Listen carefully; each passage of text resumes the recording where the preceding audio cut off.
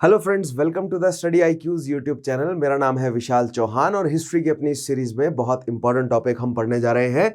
World War one हम पढ़ रहे थे, उसका आज फोर्थ पार्ट पढ़ेंगे। आज हम पढ़ेंगे एंड ऑफ द वॉर और ट्रीटीज के बारे में। वॉर के बाद जो ट्रीटीज हुई, आज हम उन्हें समझने की कोशिश करेंगे।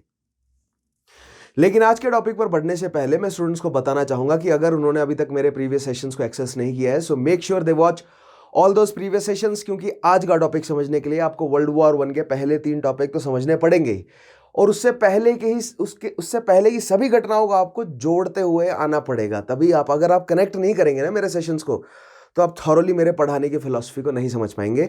So make sure you watch all those previous session. Study IQ के चैनल पर अगर आप जाएंगे तो वहां पर आपको मेरे नाम से प्लेलिस्ट मिल जाएगी। उसके अलावा अगर आप यूट्यूब के सर्च बार पर मेरा नाम लिखते हैं विशाल चौहान, तो आपको प्लेलिस्ट मिल जाएगी। Make sure you watch all those previous sessions. Alright, so आज हम शुरू करेंगे हमारा सेशन, जिसमें हम सबसे पहले समझने की कोशिश करेंगे कि यूनाइटेड स्टेट्स ने वर्ल्ड वॉर वन में एंट्री क्यों करी। ठीक है, वैसे तो हमें समझना है कि वर्ल्ड वॉर वन खत्म कैसे हुआ, है ना, यानी कि सेंट्रल पावर्स की हार कैसे हुई, और फिर फर्दर ट्रीटीज हमें समझनी है कि क्या क्या ट्रीटीज हुई, उन ट्रीटीज का इम्पैक्ट और ओवरऑल पूरे वर्ल्ड वॉर वन का जो कंसिक्वेंसेज हैं उसको हम लास्ट टॉपिक में पढ़ेंगे। Right, so it will be 5 topics जो है वो पूरे होंगे, तब जाके हमारा वर्ल्ड वॉर अच्छी तरह से कंप्लीट होगा। ठीक है, सो आइए सबसे पहले, जैसा कि आप देख पा रहे हैं यहाँ पर लिखा है causes for entry of the United States in the war. हमें सबसे पहले आज ये एस्टेब्लिश करना है कि यूएस वर्ल्ड वॉर वन में क्यों एंटर किया, जबकि यूएस जो है वो अभी तक एक न्यूट्रल राष्ट्र बना हुआ था विश्व युद्ध के दौरान, और यूएस ने पहले से ही ये स्टांस बनाया था कि हमें यूरोप के कॉन्फ्लिक्ट में एंटर नहीं करना। क्यों? क्योंकि यूएस दोनों allied forces as well as central forces के साथ अपना जो बना हुआ ट्रेड है उसको बिगड़ना नहीं चाहता था, क्योंकि यूएस अपनी प्रोडक्शन बढ़ाना चाहता था। अगर आप अपनी प्रोडक्शन बढ़ा रहे हैं सो दैट मीन्स आपको बेचने के लिए मार्केट चाहिए, और अगर ज़्यादा से ज़्यादा राष्ट्रों के साथ आपके अच्छे संबंध होंगे सो दैट मीन्स आपके पास ज़्यादा से ज़्यादा मार्केट अवेलेबल होगा, और अगर वो राष्ट्र अच्छी इकोनॉमिक कंडीशन में होंगे तभी तो वो आपसे सामान इंपोर्ट करेंगे। दैट मीन्स युद्ध से दूर रहा यूएस, उसके कई सारे कारण हैं, सभी एस्टेब्लिश करेंगे हम।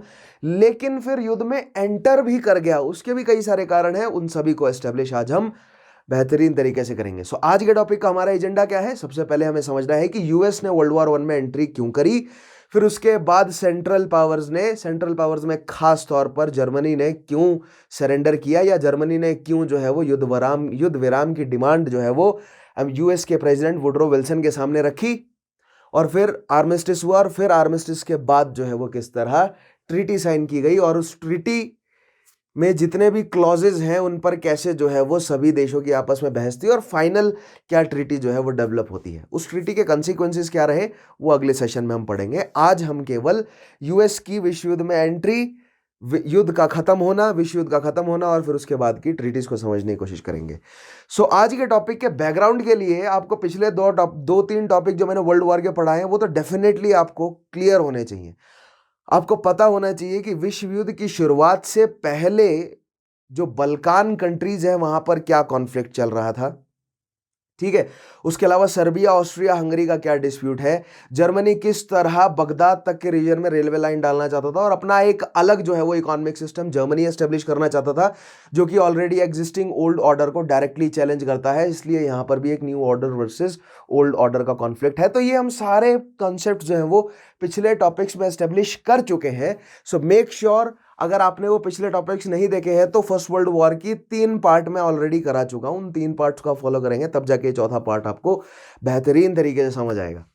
ठीक है, सो आइए शुरू करते हैं। बैकग्राउंड में मैं ज्यादा नहीं जाऊंगा क्योंकि 3 टॉपिक मैंने लगभग 1.5-1.5 घंटे के ले लिए हैं, उनको आप पढ़िए तभी क्लियर होगा।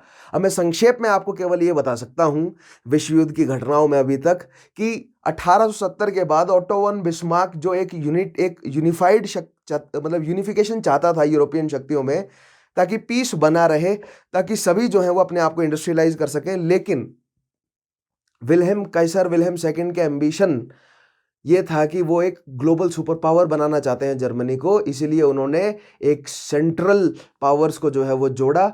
इसके तहत वो एनसर्कल हो गए, और ये जर्मनी को डर भी था इस चीज का, और कंसिक्वेंटली जर्मनी की हरकतों की वजह से वो हुआ भी।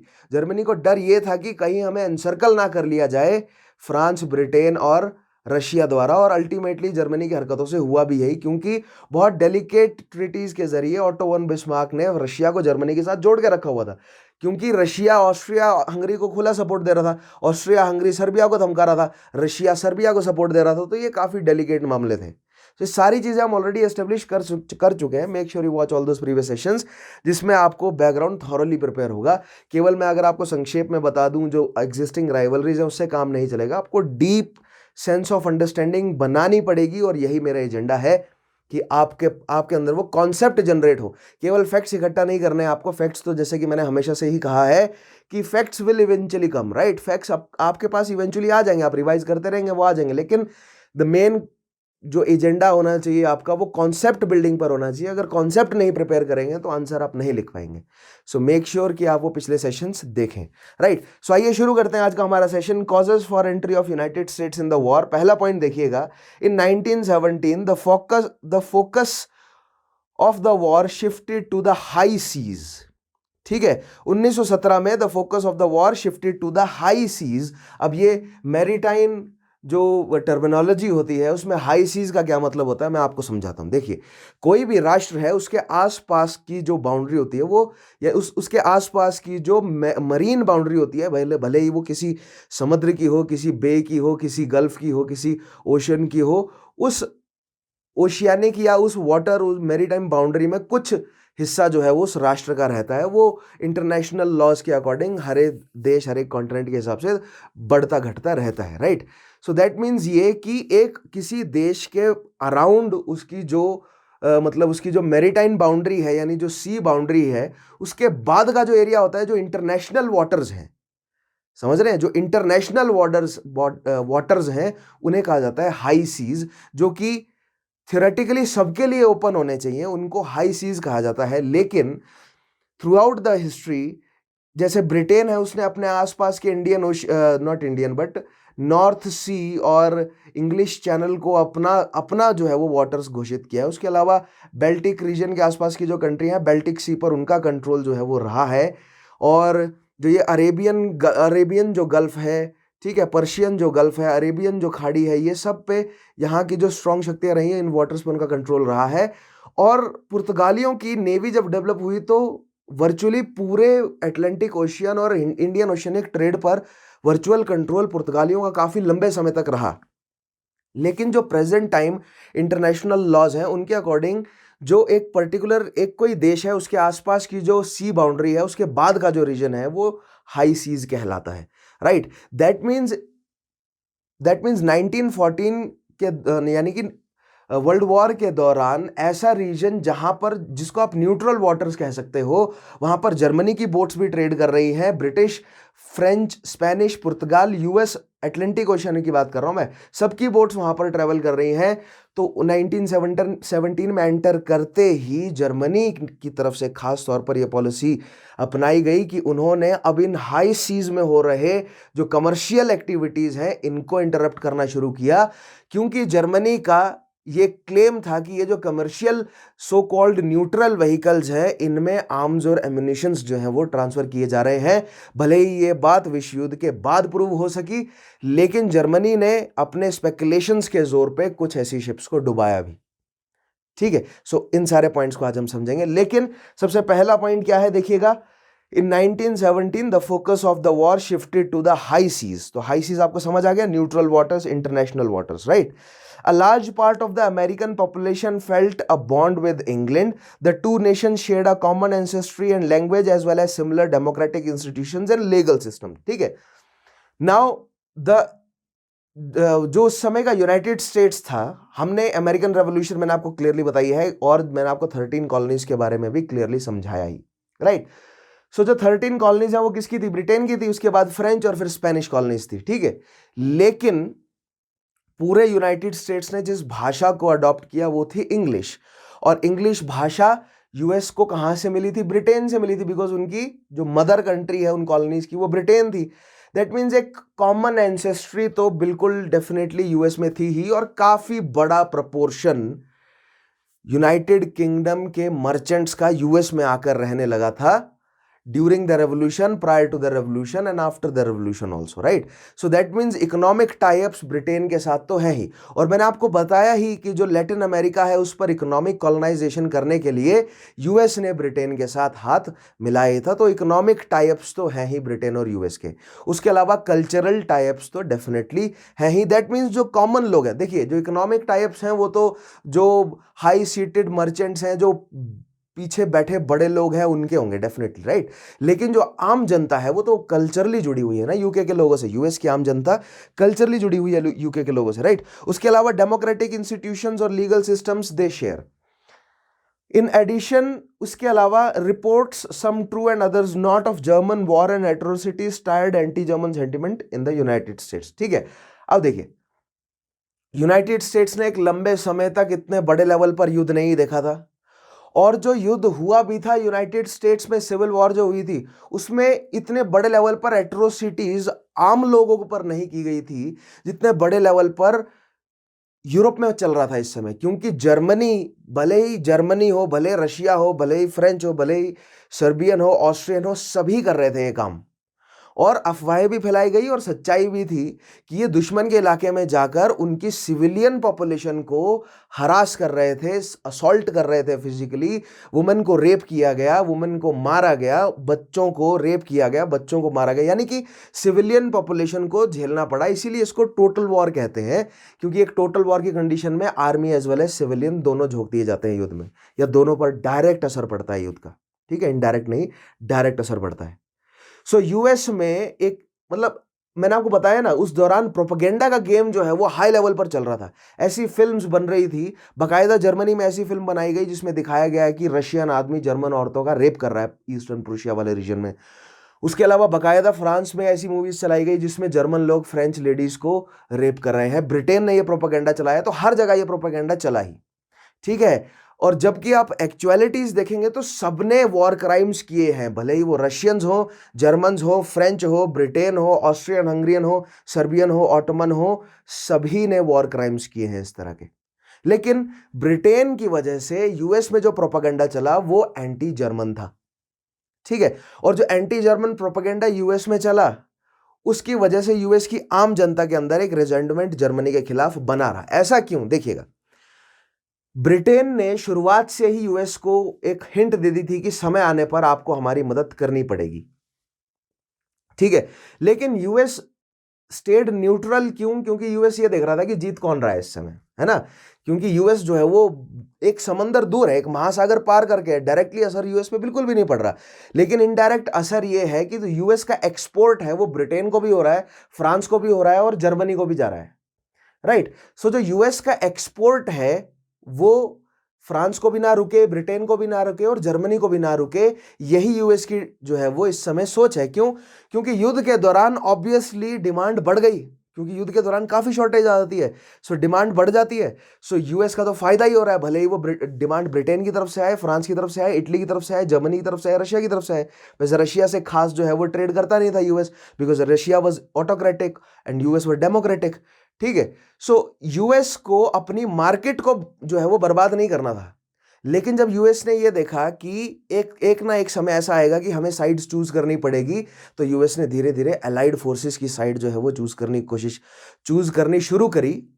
जब ये यूएस की तरफ से ये ऐसे मतलब कदम उठाए जाते हुए नजर आए जर्मनी को कि यूएस अलाइज की तरफ जो है वो झुक रहा है, तो जर्मनी ने यूएस को धमकी दी कि आप जो अलाइज की मदद कर रहे हैं और आपके जो न्यूट्रल कमर्शियल व्हीकल्स में जो हथियार सप्लाई हो रहे हैं हम भली भांति समझते हैं, और जो वॉर की जितनी भी अम्यूनिटीज आप सप्लाई कर रहे हैं किसे, अलाइज को, उसको हम सबमरीन्स के जरिए या वॉरशिप्स के जरिए डुबा देंगे। ये वार्निंग जो है वो दी गई। आगे आइए हम डिस्कस करते हैं उस चीज को। लेकिन द पॉइंट इज दिस कि यूएस के कमर्शियल इंटरेस्ट थे, और यूएस एक ऐसी पोजीशन में फंस गया, जब तक दोनों साइड खेल सकता था यूएस खेला, लेकिन इवेंचुअली यूएस ऐसी पोजीशन में आ गया कि जहां अब उसको चूज करना है, सेंट्रल पावर्स के साथ जाना है या अलाइड फोर्सेस के साथ जाना है। और जब यूएस ने, देखिए, यूएस के ऊपर प्रेशर था कि उसे चूज करना है, और यूएस ने उस लास्ट समय तक उस प्रेशर को बनाए रखा जब तक उसको कंफर्म नहीं हो गया कि कौन सी शक्ति जीतने वाली है। ठीक है, क्योंकि जैसे कि मैंने आपको जर्मनी के बारे में बताया ही, जर्मनी का साथ ऑस्ट्रिया, हंगरी और बुल्गारिया और ऑटोमन एम्पायर दे रहा था, लेकिन Germany was the one country जो कि लार्जली बड़े स्केल पर लड़ रहा था टू फ्रंट वॉर। यानी जर्मनी एक साइड जो है वो अलाइड फोर्सेस ब्रिटेन और फ्रांस की तरफ फ्रांस से लड़ रहा था अपने वेस्टर्न बॉर्डर्स में, और दूसरी साइड जर्मनी लड़ रहा था ईस्टर्न बॉर्डर पर रशिया के साथ। साथ ही साथ जर्मनी ऑस्ट्रिया हंगरी को भी सपोर्ट दे रहा था, जर्मनी बुल्गारिया को भी सपोर्ट दे रहा था, और जर्मनी ऑटोमन्स को भी सपोर्ट दे रहा था। दैट मीन्स जर्मनी जो है वो ओवर स्वाम्प्ड था। जर्मनी वाज मतलब virtually carrying all those other allies, right. उन सभी अलाइज को जर्मनी को ही कैरी करना पड़ रहा था। तो basically Germany versus all the countries थे, ठीक है। ऐसा नहीं है कि ऑस्ट्रिया हंगरी अपना कंट्रीब्यूशन नहीं दे रहे थे, ऑब्वियसली दे रहे थे, लेकिन बहुत बड़े लेवल पर ब्रॉडली अगर कहा जाए तो जर्मनी वाज द ओनली, मतलब जो भी सेंट्रल अलाइंस है उनमें से जर्मनी सबसे स्ट्रॉन्गेस्ट शक्ति थी और वही सबसे लड़ भी रहा था, ठीक है। सो एक बिल्कुल बेसिक फंडा था कि अगर टू फ्रंट वॉर है तो वही शक्ति हारेगी जो दो फ्रंट पे लड़ रही है। क्यों? क्योंकि बाकी जो शक्तियां हैं वो कहीं ना कहीं से कोई ना कोई ऐसा जुगाड़ निकाल लेंगे कि वो जीत ही जाएंगे, ठीक है। इसी पॉइंट के लिए जो है वो यूएस रुका हुआ था कि एक ऐसा टाइम ड्यूरेशन आएगा जब बात क्लियर हो जाएगी जर्मनी अब हारने वाला है, उसके बाद ही यूएस ने अपना सपोर्ट जाहिर किया। और वही सेम स्ट्रेटेजी इटली ने भी अपनाई, but Italy being on the same continent उसको फैसला जल्दी लेना पड़ा।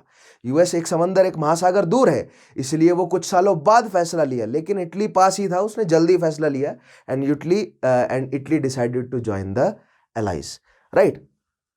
खैर, नेक्स्ट पॉइंट देखिए। In addition, reports, some true and others not, of German war and atrocities stirred anti-German sentiment in United States. America's economic ties with the Allies were far stronger than those with the Central Powers. ठीक है, America के economic ties central power से कम और जो allies है उनसे ज्यादा मजबूत हैं। ये ज्योग्राफिकली भी आप बोल सकते हैं, क्योंकि अटलांटिक ओशियन में डायरेक्ट जो है वो क्या अवेलेबल है, पोर्ट्स अवेलेबल है यूएस और यूके और फ्रांस के पास। सो डेफिनेटली यूएस जो है वो ज्यादा ट्रेड उन्हीं से करता है, ठीक है। नेक्स्ट चीज देखिएगा, America traded with Great Britain and France more than twice as much as Germany. So जब फैसला लेने की बात आई तो यूएस ने यही सोचा कि देखिए, जर्मनी भले ही सबको कंट्रोल कर रखा और जर्मनी भले ही जो है वो जीत जाए, लेकिन जो ट्रेड है यूएस का वो ज्यादा जा रहा है, दुगने से भी ज्यादा जा रहा है ब्रिटेन और फ्रांस को। तो अपने ट्रेड का जो है वो ध्यान रखा यूएस ने, right. Now that year, what year? 1917, right? That year the German intensified the submarine warfare and had raged in the Atlantic Ocean since shortly after the war began. By 1917, failed crops as well as British naval blockade caused the severe food shortages in Germany. अब देखिए हो क्या रहा है। Now Germany को बाहर से support कहां से मिल रहा है? जर्मनी को बाहर से सपोर्ट मिल रहा है कहां से? ब्रिटेन और जो स्कैंडिनेविया है उनके बीच जो नॉर्थ सी है, उस नॉर्थ सी को अगर ब्रिटेन अपने कंट्रोल में कर लेता है तो जर्मनी की सप्लाई लाइन कट जाती है। उसके अलावा जर्मनी की supply line Austria Hungary Bulgaria के रास्ते मेडिटेरेनियन से तो है ही, लेकिन वो थोड़ी लंबी है। अब यहां पर now this bring me to a point कि कुछ स्टूडेंट्स ने एक डाउट डाला था कि सर अगर रशिया को सप्लाई ही चाहिए थी तो वो ऑटोमन एम्पायर यानी कॉन्स्टेंटिनोपल वाले रास्ते पर ही क्यों डिपेंडेंट था, जबकि 1907 में रशिया और ब्रिटेन की एक बहुत मतलब हेल्दी जो है वो उनका एक रिलेशन बना था पर्शिया में, जहां पर ब्रिटेन आसानी से क्या प्रोवाइड कर सकता था रशिया को सप्लाईज। लेकिन इसका जवाब ये है स्टूडेंट्स कि ऑटोमन तुर्क को भी ये बात पता थी, जो बिल्कुल तुमने सही सोचा, लेकिन जो तुमने सोचा वो उस समय ऑटोमन तुर्क ने भी सोच लिया होगा। तो ऑटोमन तुर्क ने जो नॉर्दर्न वाला पार्ट है जो कि रशिया के कंट्रोल में था पर्शिया का, वो अपने कंट्रोल में ले लिया था, और जो ब्रिटेन नॉर्दर्न पर्शिया में जो मतलब सप्लाईज कर सकता था वो सप्लाईज उन्होंने रोक दी थी। वहां के जो अरब्स है उसको भड़का दिया था ऑटोमन तुर्कों ने, और वो सप्लाई चेन जो है वो टूट गई थी, ठीक है। इसीलिए था वो बिल्कुल सही रास्ता था, लेकिन वो रास्ता जो है वो ऑटोमन तुर्कों ने रोक दिया था, इसलिए वहां से जर्मनी को सप्लाई नहीं आ सकी, ठीक है। बाकी आपने सोचा बिल्कुल सही कि वहां से भी तो आ सकती थी, ठीक है, इंडिया से भी आ सकती थी, लेकिन मैंने बोला ना, जो खिलाफत है, देखिए खिलाफत का जो टर्की है, उनको क्या भरोसा था कि अगर हम जीत गए ना तो टर्की, पर्शिया, अफगानिस्तान और भारत में जितना भी Muslim dominated area north east frontier का, ये सब जो है वो हम एक साथ हो जाएंगे और हम जो है वो स्ट्रॉन्गर शक्ति के रूप में उभर आएंगे with the support of Germany. ठीक है, इसलिए टर्की जो शक्तियां हैं, वहां के यंग टर्क्स जो हैं, उन्होंने फारस की पॉलिटिकल ग्रुप्स को और अफगानिस्तान और बलूच तक के पॉलिटिकल ग्रुप्स को अपने भरोसे में रखा हुआ था कि आप हमारे साथ जुड़े रहिए, क्योंकि जब हम जीतेंगे तो ये पूरा का पूरा एक सिंगल ट्रेड राउट बनेगा और हम सबको फायदा होगा इस चीज से। इसीलिए Russia was cut out of the equation. इसलिए रशिया को सपोर्ट नहीं मिला पर्शिया से या भारत से, इस मतलब जो अरेबियन ट्रेड रूट है यहां से। ठीक है, so I think that serves as an answer. Now, जैसा कि मैं कह रहा था कि यहां पर लास्ट पॉइंट देखिएगा। ठीक है, by 1917 failed crops as well as British naval blockade cause the severe food shortages in Germany. ठीक है, अब नेवल ब्लॉकेड, ब्रिटेन ने नेवल ब्लॉकेड लगा रखा है, ब्रिटेन सामान नहीं आने दे रहा, बुल्गारिया ऑस्ट्रिया से सामान आ रहा है, लेकिन बीच में बहुत सारा रीजन है, लुट जाता है सामान, बहुत थोड़ा सामान जो है वो पहुंच रहा है जर्मनी की साइड। एक साइड रशिया है, एक साइड जो है वो फ्रांस है। जर्मनी खुद भले ही उपजाऊ हो, लेकिन युद्ध के समय जो लाखों लोग मर रहे हैं और बहुत मतलब प्रोडक्शन बहुत बढ़ाना पड़ता है। ठीक है, सो ऐसे में धीरे धीरे फूड शॉर्टेज आती गई। सो ये एक बैटल, एक ना टैक्टिक होता है वॉर का कि सामने वाली सेना की सप्लाईज को कंस्ट्रेंट किया जाए, इसीलिए सीजीज भी डाले जाते हैं ना किलों के। ठीक है, किलो, और इसीलिए किला बनाया भी जाता है, जैसे मैंने आपको बताया ना, forts are war machines, right. So forts का कैसे यूज किया जाता है आगे कभी मैं आपको डिटेल में समझाऊंगा। भारत के जब हम फोर्ट्स की बात करेंगे, ठीक है, भारत के जो इंपॉर्टेंट फोर्ट्स हैं लाइक लोहगढ़ का है, कलिंजर का है, रणथंभौर का है, ये जो इंपॉर्टेंट फोर्ट्स हैं, किस तरह इन्होंने as a war machine act किया है, कभी इस पे अलग से सेशन लूंगा। लेकिन यहां पर जर्मनी की बात कर रहे हैं हम, तो जर्मनी की सप्लाईज रोक दी। अब यही सेम चीज जर्मनी जो है वो ब्रिटेन के साथ भी करना चाहता है। ब्रिटेन को सप्लाईज यूएस से आ रही है, कनाडा से आ रही है, और अटलांटिक ओशियन के रास्ते साउथ ईस्ट एशिया से आ रही है। और अब देखिए, ब्रिटेन जो है वो, उसके पास अटलांटिक ओशियन का खुला, मतलब खुला है, वो आइलैंड है पूरा का पूरा Britain. That means her direction से उसके पास पोर्ट्स अवेलेबल है। ठीक है, और वो अटलांटिक ओशियन में बिल्कुल प्रोमिनेंट पोजीशन है उसकी। सो दैट मीन्स उसके पास आसानी से जो है वो सामान आ सकता है। दैट मीन्स अगर नेवल ब्लॉकेड जर्मनी को क्रिएट करना है तो एक बड़े रीजन पर क्रिएट करना पड़ेगा। लेकिन अगर जर्मनी के लिए नेवल ब्लॉकेड अगर ब्रिटेन को क्रिएट करना है तो केवल नॉर्थ सी को घेर लो, जर्मनी की हालत खराब हो जाएगी। और यही हुआ भी। जैसे ही नेवल ब्लॉकेड जर्मनी पर डला, जर्मनी ने थ्रेटन करना शुरू कर दिया कि अब हम नेवल ब्लॉकेड डालेंगे। ठीक है, देखिएगा नेक्स्ट पॉइंट। नेक्स्ट पॉइंट आता है, desperate to strike back Germany decided to establish its own naval blockade around Britain.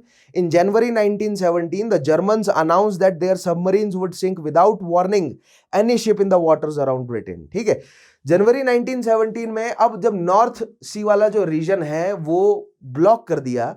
ठीक है, मैंने आपको बताया ना श्लेज़विग होल्स्टीन क्यों जीता है प्रूशिया ने, क्यों जीता था प्रूशिया ने, ताकि नॉर्थ सी में और बेल्टिक सी में दोनों साइड पोर्ट्स आ जाएं जर्मनी के पास। लेकिन नॉर्थ सी में पोर्ट आ जाए, लेकिन वहां तक अगर शिप ही नहीं पहुंचे तो फायदा क्या है। ठीक है, लेकिन शिप नहीं आ सकती, सबमरीन तो जा सकती है ना, सबमरीन तो पानी के नीचे से जा रही है। आप अगर माइंस बिछा दोगे, सोनार्स हैं सबमरीन्स के पास, तो सबमरीन्स बचते बचाते जो हैं वो जा सकती हैं। शिप्स जो है वो सरफेस पे रहती है, शिप्स को स्पॉट किया जा सकता है, शिप्स को डिस्ट्रॉय किया जाता है। सबमरीन्स को डिस्ट्रॉय करना रिलेटिवली मुश्किल होता है। तो जर्मनी के सबमरीन्स जो हैं वो जरूर इंग्लिश चैनल से भी और नॉर्थ सी से भी ब्रिटेन को पार करके अटलांटिक ओशन में आ जाती थी। और जर्मनी ने क्लियर बोला कि आपने हमारा नॉर्थ सी रोक दिया, हम आपका ट्रेड रोक देंगे। और Germany went one step ahead. ठीक है, जर्मनी ने कहा कि आपकी जो कमर्शियल शिप्स हैं, क्योंकि युद्ध से पहले और ये अंडरस्टैंडिंग होती है कि कमर्शियल शिप्स को जो मतलब जो जिसमें जो है वो लोग ट्रेवल कर रहे हैं, ऐसी शिप्स को आपको नहीं डिस्ट्रॉय करना होता। जो न्यूट्रल शिप्स होती है उनको नहीं डिस्ट्रॉय करना होता। ये बेसिक जो है वो कॉमन कर्टेसी होती है युद्ध के दौरान, और अगर आप करते हैं तो वो वॉर क्राइम कहलाता है फिर, राइट। लेकिन जर्मनी ने क्लियर जो है वो वार्निंग दी कि ब्रिटेन के अराउंड जितनी भी शिप्स हैं हम सबको डुबा देंगे। This was the warning for US and other जितने भी ब्रिटेन के सपोर्टर्स थे, जो ब्रिटेन और फ्रांस को सप्लाईज प्रोवाइड कर रहे थे। क्यों? ताकि जर्मनी का बेसिक सोच ये था कि जर्मनी ये सोच रहा था कि हम ब्रिटेन और फ्रांस को विवश कर देंगे कि वो सरेंडर कर दे। क्यों? देखिए, क्योंकि जनवरी 1917 से 17 के मतलब जनवरी 1917 में जर्मनी ने ऐसा घोषित किया कि वो बाकी सब शिप्स को डुबाएंगे, और उसी समय रशिया जो है वो अपने अंतिम समय में पहुंच रहा था, राइट। रशिया में अंदर इंटरनल डिस्प्यूट्स बहुत चल रहे थे और रशिया कोलैप्स होने वाला था, यानी युद्ध से बाहर होने वाला था, ठीक है। जर्मनी को यह बात पता थी। दैट मीन्स जर्मनी को पता था कि जैसे ही रशिया युद्ध से बाहर हुआ, हम अपनी सारी फोर्सेस को वेस्टर्न फ्रंट पे ले आएंगे, और जैसे ही हम अपनी सारी फोर्सेस को वेस्टर्न फ्रंट पे ले आएंगे और उधर से नेवल ब्लॉकेड लगेगा, इससे होगा क्या कि सारे के सारे रिसोर्सेज जो हैं वो अलाइड फोर्सेस के एग्जॉस्ट हो जाएंगे। एंड बाय द टाइम, अब देखिए यहां पर एक और कैच है, अगर नेवल ब्लॉकेड डालता है जर्मनी, फ्रांस और ब्रिटेन के अराउंड, दैट मींस वो ट्रेड ब्लॉक कर रहा है किसका? यूएस का, ठीक है। और अगर वो यूएस का ट्रेड ब्लॉक कर रहा है, दैट मींस यूएस को युद्ध में उतरना पड़ेगा। सो जर्मनी ने ये रिस्क उठाया, जर्मनी ने एक और रिस्क उठाया कि यूएस युद्ध में उतरेगा, उससे पहले पहले हम फ्रांस और ब्रिटेन को इतना विवश कर देंगे, इतना शॉर्टेज डाल देंगे उनमें कि वो सरेंडर करना पड़े, क्योंकि बाय द टाइम यूएस अपने आप को मोबिलाइज करे और एक इम्पैक्ट डालने लायक सेना जो है वो अपनी डिपोर्ट करे, कहां पर? यूरोप में, या जहां पर युद्ध चल रहा है वहां पर अपनी सेना को भेजे, उससे पहले पहले अलाइड फोर्सेस को सरेंडर करना पड़ जाएगा। This was the plan from Germany, right. लेकिन ये किस तरह उल्टा पड़ा, आइए समझते हैं, ठीक है। नाउ देखिएगा, पहला सेकंड पॉइंट है, in January 1917 the Germans announce that their submarines would sink without warning any ship in the waters around Britain. इससे उन्होंने प्रेशर डाल दिया ब्रिटेन, फ्रांस और यूएस से आने वाले ट्रेड सब पे, ठीक है। The policy was called unrestricted submarine warfare, इसको कहा गया अनरिस्ट्रिक्टेड सबमरीन वॉरफेयर। अनरिस्ट्रिक्टेड क्यों? Because they will sink any ship without warning. और एनी शिप का मतलब चाहे वो कोई बैटल शिप हो, चाहे वो कमर्शियल शिप हो, चाहे वो क्रूज लाइनर हो, कुछ भी होगा उसको हम डुबा देंगे, जर्मनी ने ऐसा कहा, ठीक है।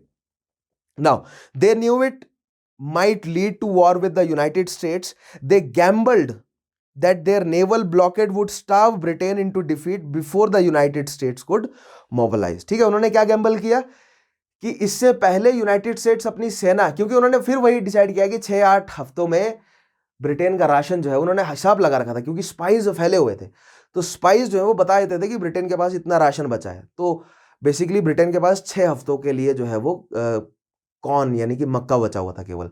तो 6-8 हफ्तों में ब्रिटेन का राशन जो है वो खत्म होने वाला था, ठीक है। ये बात जो है वो खबर जर्मनी को लग गई थी, इसलिए जर्मनी ने तुरंत जो है वो ब्लॉकेड लगाया दोनों साइड से। एक साइड से अगर रशिया जो है वो कमजोर हो जाता है और वो हार जाता है, सारी फोर्सेस जो है वो वेस्टर्न फ्रंट में आ जाएगी, दूसरी साइड से नेवल ब्लॉकेड लग जाएगा, इतने में यूएस अपनी सेना को लेकर आएगा, इतने में अलाइड फोर्सेस जो है वो सरेंडर कर देंगी।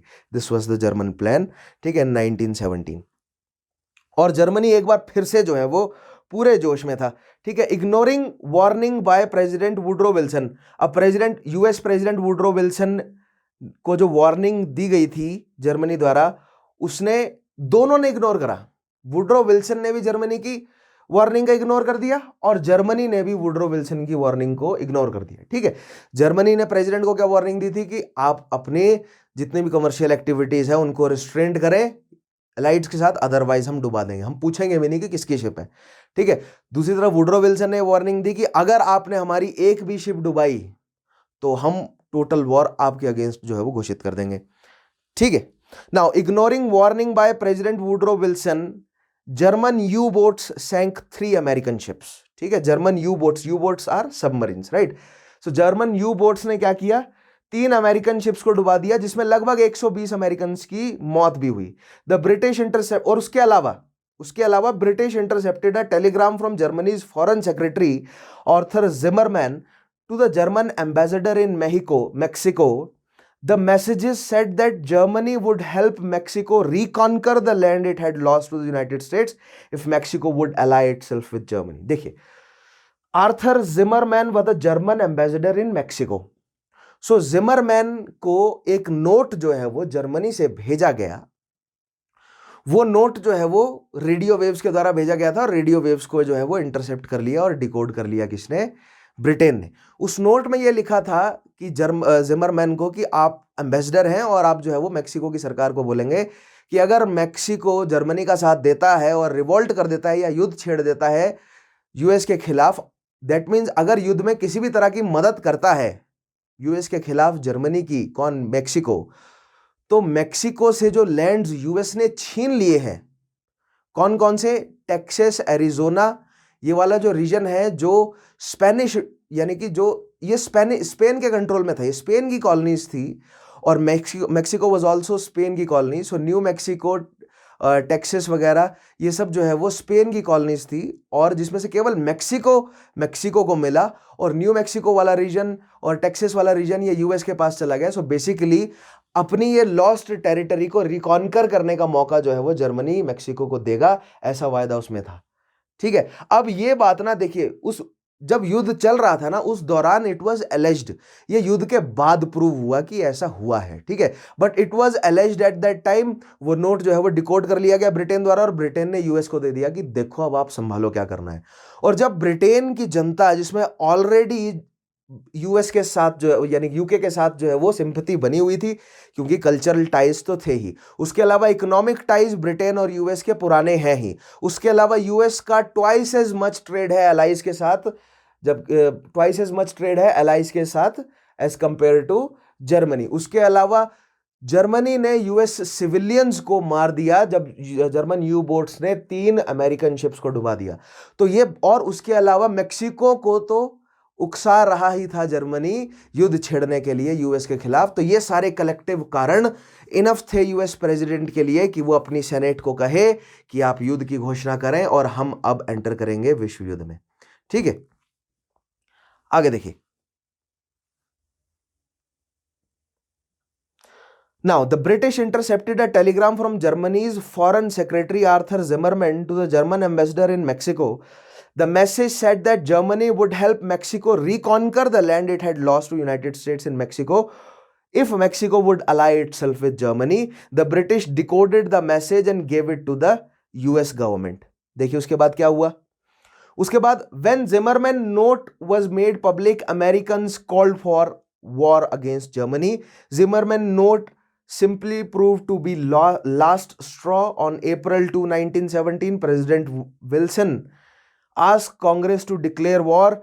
The United States entered the war on the side of allies. ठीक है, 2 अप्रैल 1917 प्रेसिडेंट विल्सन ने अपनी कांग्रेस को कहा कि युद्ध छेड़ने की जाए, और यूनाइटेड स्टेट्स ने युद्ध में एंटर किया। ठीक है, सो आइए इस मैप में मैं आपको दिखाता हूं वो नेवल ब्लॉकेड्स कहां कहां हैं। ठीक है, तो ये मैप देखिए क्लियरली, ये आपको अटलांटिक ओशन बीच में नजर आ रहा है, this is the United states और वो यूरोप है। ठीक है, सो इसमें आप क्लियरली देखिए कि ग्रेट ब्रिटेन के अटलांटिक ओशन में कितनी बढ़िया पोजीशन है। ग्रेट ब्रिटेन एक आइलैंड है और वो हर डायरेक्शन से ट्रेड कर सकता है, हर डायरेक्शन से पोर्ट अवेलेबल है। और ग्रेट ब्रिटेन और स्कैंडिनेविया के बीच में आपको नॉर्थ सी नजर आ रहा है, यही नॉर्थ सी जो है वो जर्मनी को क्या प्रोवाइड करता है, पोर्ट्स प्रोवाइड, मतलब इस नॉर्थ सी में जर्मनी के पोर्ट्स हैं। ठीक है, दैट मींस अगर ग्रेट ब्रिटेन और स्कैंडिनेविया के बीच का जो नॉर्थ सी का रीजन है, अगर उसको ब्रिटेन ब्लॉक कर दे, इंग्लिश चैनल को अगर ब्रिटेन ब्लॉक कर दे, तो जो सरफेस शिप्स हैं जर्मनी की वो नहीं आगे ट्रेवल कर पाएंगी। सो जर्मनी पर जो है वो इकोनॉमिक प्रेशर पड़ेगा। उसी जगह आप जो है वो एक बड़ा घेरा देख रहे हैं। नाउ दिस बड़ा घेरा जो है, this is the area of maximum you boats petrol. आपको यहां पर बॉक्स में लिखा हुआ दिख रहा है, area of maximum you boats petrol. So that means France से लेकर स्कैंडिनेविया तक पूरा का पूरा जो है वो एरिया यू बोट्स यानी कि जो सबमरीन्स हैं वो यहां पर घूमती रहती थी, और जितनी भी शिप्स हैं जिन पर पहले तो शक होता था, देखिए पहले जितनी भी नेवी की शिप थी उनको डुबाने का काम होता था, फिर उसके बाद जिस पे शक होगा कि जो नेवल मदद कर रही है कमर्शियल शिप, उसको डुबाने का काम, और फिर लास्ट में सभी शिप्स को डुबाने का काम जो है वो यू बोट्स ने शुरू कर दिया। So this was the reason जहां पर यू बोट्स एक्टिव थे। अब इसके खिलाफ जो है वो यूएस और यूके ने मिलकर कॉन्वॉय सिस्टम जो है वो लेकर आए। ठीक है, और कॉन्वॉय देखिएगा क्या है। सो बेसिकली कॉन्वॉय सिस्टम क्या है कि मान लीजिए कोई एक जो है वो एक कमर्शियल या एक जो है वो क्रूज लाइनर है जिसमें जो है वो लोग ट्रैवल कर रहे हैं, या इंपॉर्टेंट सप्लाईज जो है वो यूएस से अलाइड फोर्सेस के पास आ रही है, तो उस एक या दो शिप्स को 8-7 जो है वो बैटल शिप सपोर्ट करती हुई चलती थी, ताकि जब युद्ध मतलब जो सबमरीन्स हैं वो जब अटैक करें तो बैटल शिप्स को नुकसान हो, उन इंपॉर्टेंट सप्लाईज को नुकसान ना हो और वो इंपॉर्टेंट सप्लाईज सही सलामत जो है वो यूएस से यूके या फ्रांस पहुंच जाए। ठीक है, सो कॉन्वॉय सिस्टम को आगे हम डिस्कस करते हैं। लेकिन इस मैप से आपको क्लियर हो गया कि नॉर्थ सी और इंग्लिश चैनल वाला रीजन ब्रिटेन द्वारा रोक दिया गया और जो जर्मन यू बोट्स हैं उन्होंने ये घेराबंदी डाली। ठीक है, अब ये अगला मैप देखिए, इसमें जो है वो आपको क्लियर हो जाएगा कि नॉर्थ सी वाले रीजन को किस तरह जो है वो ब्रिटेन ने रोक के रखा हुआ है। ठीक है, सो दिस इज ग्रेट ब्रिटेन, वो आपको स्कैंडिनेविया नॉर्वे नजर आ रहा है, ये डेनमार्क, और डेनमार्क के नीचे जो बाउंड्री नजर आ रही है ना, इसके नीचे जो रीजन है दिस इज श्लेस्विग होल्स्टीन, और ये नीचे आपको जो है वो क्लियरली नजर आ रहा है जर्मनी के पोर्ट्स। ठीक है, सो जर्मनी जो है वो कहां से ट्रेड कर सकता है, वो इस नॉर्थ सी से ऊपर से घूम के जाएगा, यानी स्कैंडिनेविया नॉर्वे और ब्रिटेन के बीच के रीजन से निकल सकता है, या वो इंग्लिश चैनल से निकल सकता है। So as the name suggest English Channel पे तो डोमिनेटिंग पकड़ है ही ब्रिटेन की। ठीक है, और उधर से ब्रिटेन ने जो है वो नॉर्थ सी में जो स्कैंडिनेविया के साथ जो बॉर्डर बन सकता था, यहां पर भी इधर भी जो है वो नेवल ब्लॉकेड लगा दिया। सो ये है नेवल ब्लॉकेड्स का मैप, आप क्लियरली देख लेंगे। इसमें से जो बहुत इंपॉर्टेंट बैटल्स हुई हैं, जिसमें से बैटल ऑफ जूटलैंड बहुत इंपॉर्टेंट है, बैटल ऑफ डॉगर बैंक और बैटल ऑफ हेलिगोलैंड बाइट। ठीक है, तो ये 3 नेवल बैटल्स बहुत इंपॉर्टेंट है इस रीजन की। सो आई होप ये मैप आपको जो है वो क्लियरली समझ आ रहा होगा। मैं साइड हो जाता हूँ, इस मैप का स्क्रीनशॉट आप डेफिनेटली ले लें। ठीक है, आगे बढ़ते हैं। अब नाउ नेक्स्ट आएगा रशियन विड्रॉल।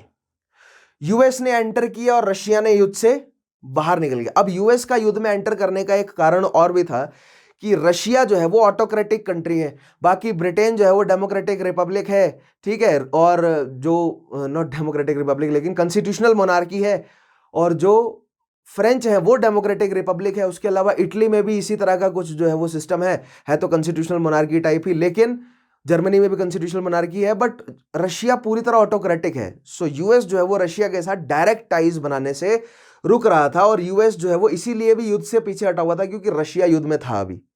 ठीक है, लेकिन रशिया धीरे धीरे कमजोर हुआ और रशिया युद्ध से बाहर जाने लगा, तो यूएस को एक और बहाना मिल गया कि अब हम युद्ध में एंटर करते ही हैं। ठीक है, सो रशियन विड्रॉल को भी समझते हैं अब।